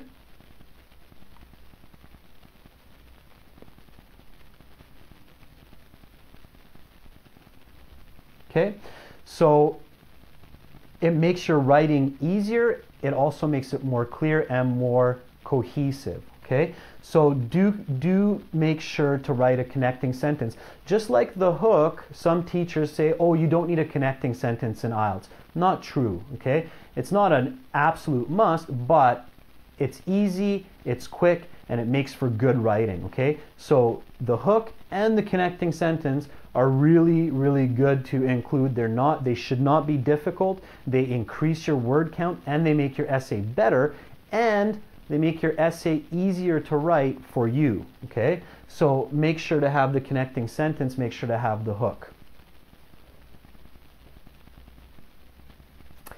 Knock the connecting sentence in your first paragraph, so the introduction. It's an interesting question. In the introduction, the connecting sentence is the thesis statement. So the thesis statement that gives your reader the 2 or 3 points of your essay, one for each body paragraph, that thesis statement is also a connecting sentence. Okay? That's why it's so important to make sure that the thesis is clear and correct. Again, the thesis statement in the introductory paragraph is the most important sentence of the essay. Okay, so you have a connecting sentence, especially at the end of your first body paragraph. If you have 3 body paragraphs, your second body paragraph should also have a connecting sentence. And it's a good idea for your last body paragraph to have a connecting sentence. Of course, the conclusion does not have a connecting sentence. So the conclusion paragraph, no connecting sentence because there's nothing after the conclusion, so it makes sense. Juhi, the thesis statement is not always in the first person, but usually it's in the first person. So 95 from 100 times, it will be in the first person because the question is asking about what you believe, what you prefer, what is your opinion, what you agree with or disagree with. And because of that, the thesis statement is almost always, I agree with this, I believe in this, I prefer this. Okay? So the thesis in a first person essay should usually include I. Okay? The thesis statement shows the voice of the essay. So if your essay is a first person voice, the thesis statement should show that voice.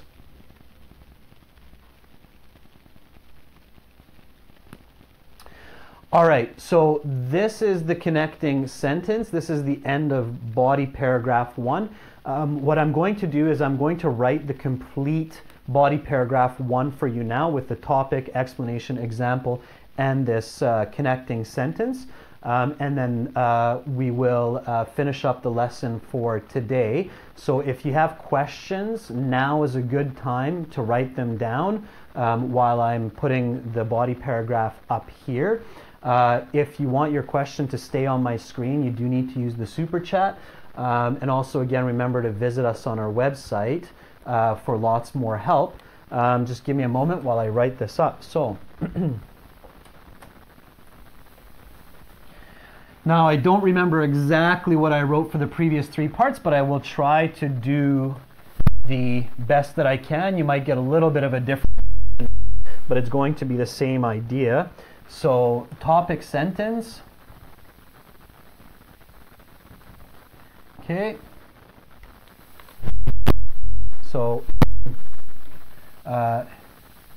using public transit costs significantly less money than driving a car.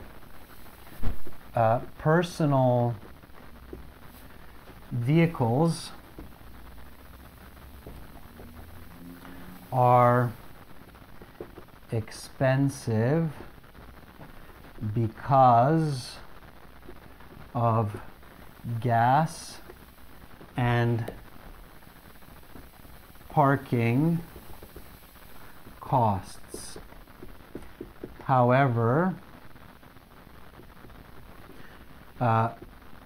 public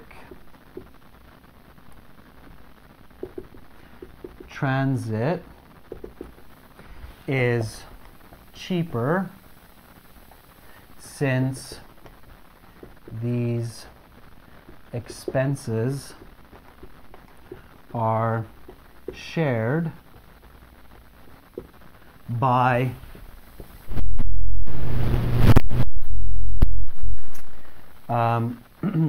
it costs $10 to drive a for 20 kilometers to work, but the is only 50 cents by bus. For example, I pay 50 cents to get to my job. However, parking alone is $5 by car. Okay, so here is the full body paragraph. It's a little bit different than the original piece-by-piece example, just because I can't remember exactly every word that I wrote. And also we have continuous cohesion here. And then of course we need our connecting sentence. This is one of 2 reasons I prefer to take public transit. Okay, so we have we have our explanation, we have our example, and we have our connecting sentence. So we have all four parts of the essay. So topic here, explanation here. The explanation goes all the way to here, and then we have our example here, and our connection is here. Okay? When you write an effective body paragraph, this is what it should look like, all right? So this is body paragraph 1. It's effective. It has all the parts. It's clear for your reader. You've explained point 1 of your thesis very, very clearly, and you're on your way to get a high IELTS score. All right. Any questions here?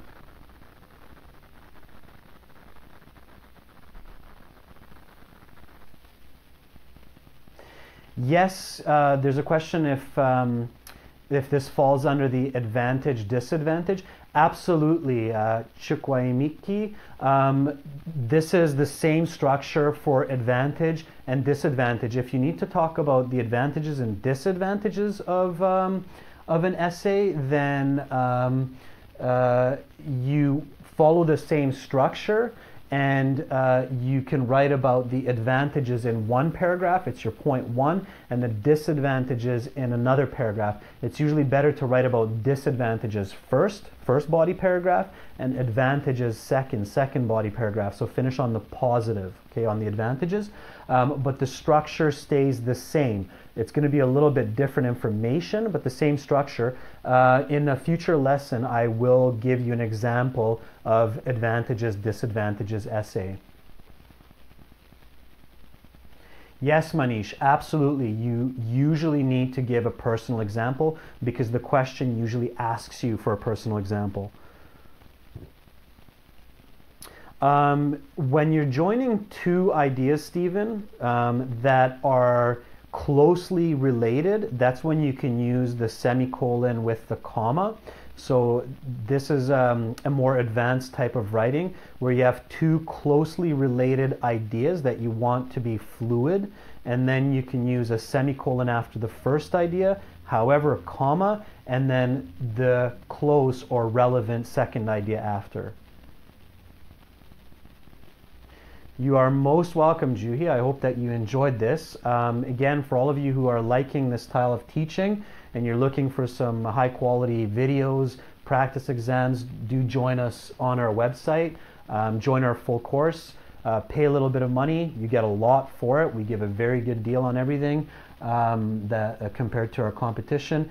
We have some of the best IELTS materials, so help support us. We'll keep these lessons going, and we'll try to help as much of you as we can so that you can succeed on IELTS. We know that IELTS is a very, very important part of life for students and for people who are looking to immigrate to countries. So we really do want to help you to succeed and to reach your goals, okay? So our goal is for you to succeed.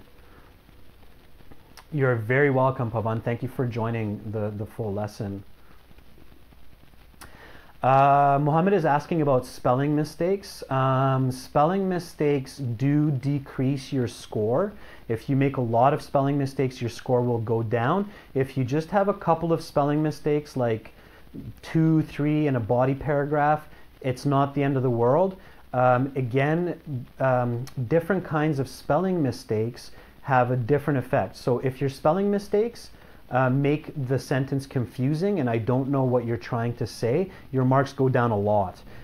If your spelling mistake is just a small mistake and I still understand what you're trying to say or write, then your mark isn't affected as much. Okay, so different kinds of spelling mistakes have different effects. Okay, so try not to have spelling mistakes. If you have spelling mistakes, try not to have bad spelling mistakes.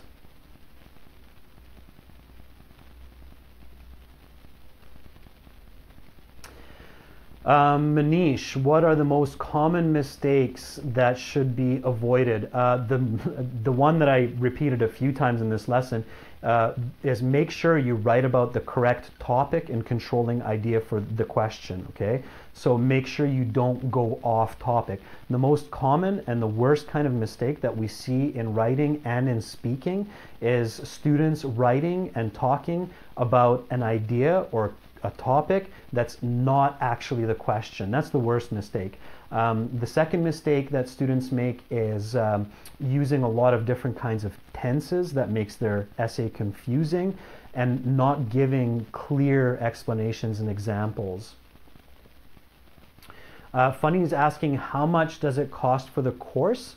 Our course costs different amounts depending on where you are in the world. If you're in a country with a low economy, it's $19. If it's a middle level economy, it's $39. If it's a high level economy, it's $59 US. We do this to try to help as many students as possible. So for example, if you're in India, everything is $19. If you're in, for example, Hungary, you will pay $39. If you're in US or Canada, you will pay $59.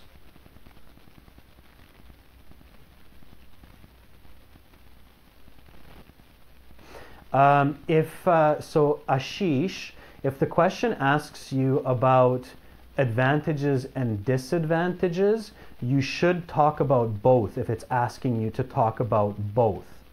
If it's a different kind of question, if it's an agree or disagree, then you should only talk about one. You should only talk about the agree or disagree. One of the common mistakes that we see is agree, disagree questions. People do the same as advantage, disadvantage. They talk about both. That's bad. Don't do that, okay? So don't talk about I agree with, but people disagree with.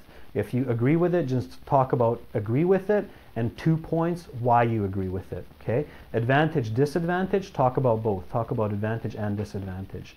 In Afghanistan, the course is gonna cost $19, okay? Pakistan, $19 as well. Nepal is $19 as well.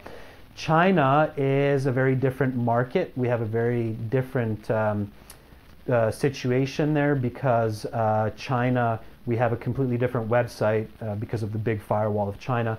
So in China, the cost is $69. It's very expensive for us to be in China. Kurtri, you're asking me if we can partially agree with the essay. Yes, but it's a bad idea, okay? When students partially agree with an idea, they usually get confused. Their essay is confusing. So don't do that. Don't partially agree. Even if it's true, don't partially agree. Just agree or disagree. Don't partially agree. Okay? Those essays are usually low quality. India is $19. You don't have to pay for this video. This video is free. We are doing this just to help you. The course, if you complete it, so our course has a 30 and a 60-day study plan. So it depends how much time you have and how good your English is, Pavan. But if you have intermediate English, you should be able to complete the course in about 150 hours, okay? So 150 hours to do the whole course.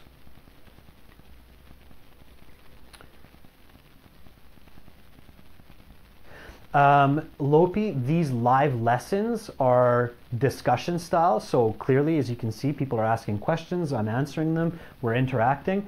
The software is self-study. That's designed for you to be able to study anytime, anywhere you are in the world. We don't do interactive classes there because it's much more effective the way that we've set it up. Okay, and you can use it on your phone or your tablet or your computer. Follows a very logical structure, and so that's self-study. Okay. Next video is not paid. So, okay, guys, these live lessons, they're not paid. The only way I get paid in the live lessons is if you contribute through Super Chat or through sponsorship, which is great because it's motivation for me and it also helps to cover costs. But these technically are free.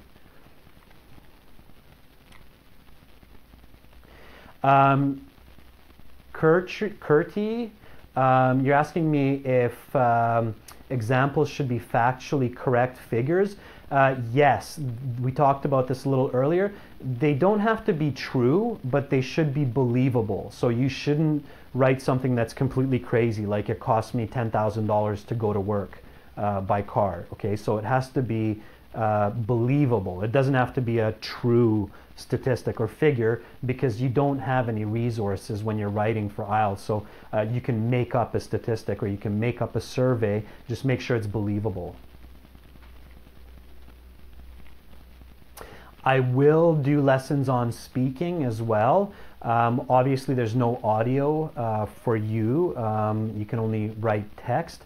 So, but we do have a speaking interface on our website where you can chat to each other through our website. So there's student-to-student speaking on our website.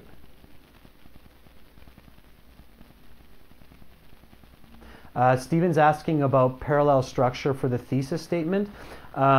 It has to be parallel structure for the points. So the points of the thesis sentence or the thesis statement have to have parallel structure. So it means if the first point is an adjective noun, the second point has to be an adjective noun. If it's an adverb verb, the second point has to be adverb verb.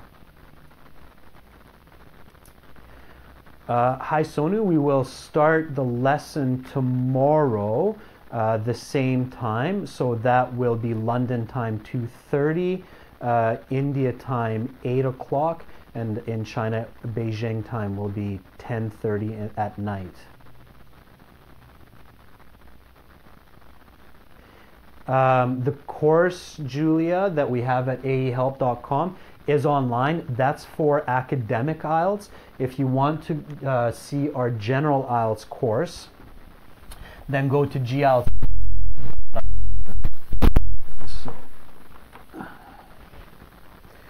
So this is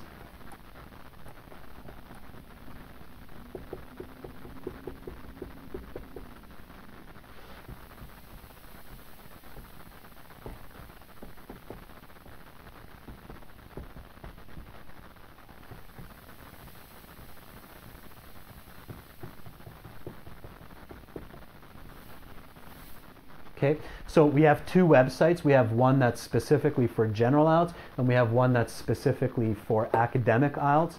We do this because students who want the academic IELTS, they don't want to learn anything for general IELTS, and the opposite is true. So people who study for general IELTS don't want to study academic IELTS. It's confusing. So we created two different websites for this to make it more clear and effective for students. So if you're studying for general IELTS, go here. If you're studying academic IELTS, go there. I see that some of you are saying you have some exams coming up in January. Good luck, guys. Join us, use our course.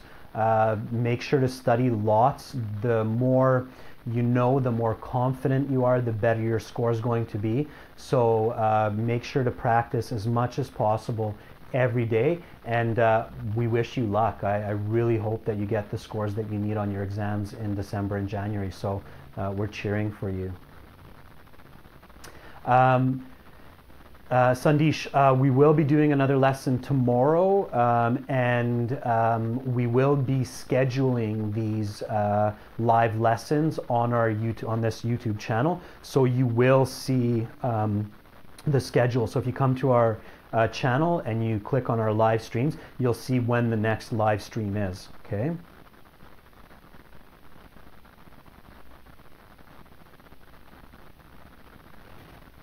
All right, guys, so thank you so much for joining today. I'm going to finish up here.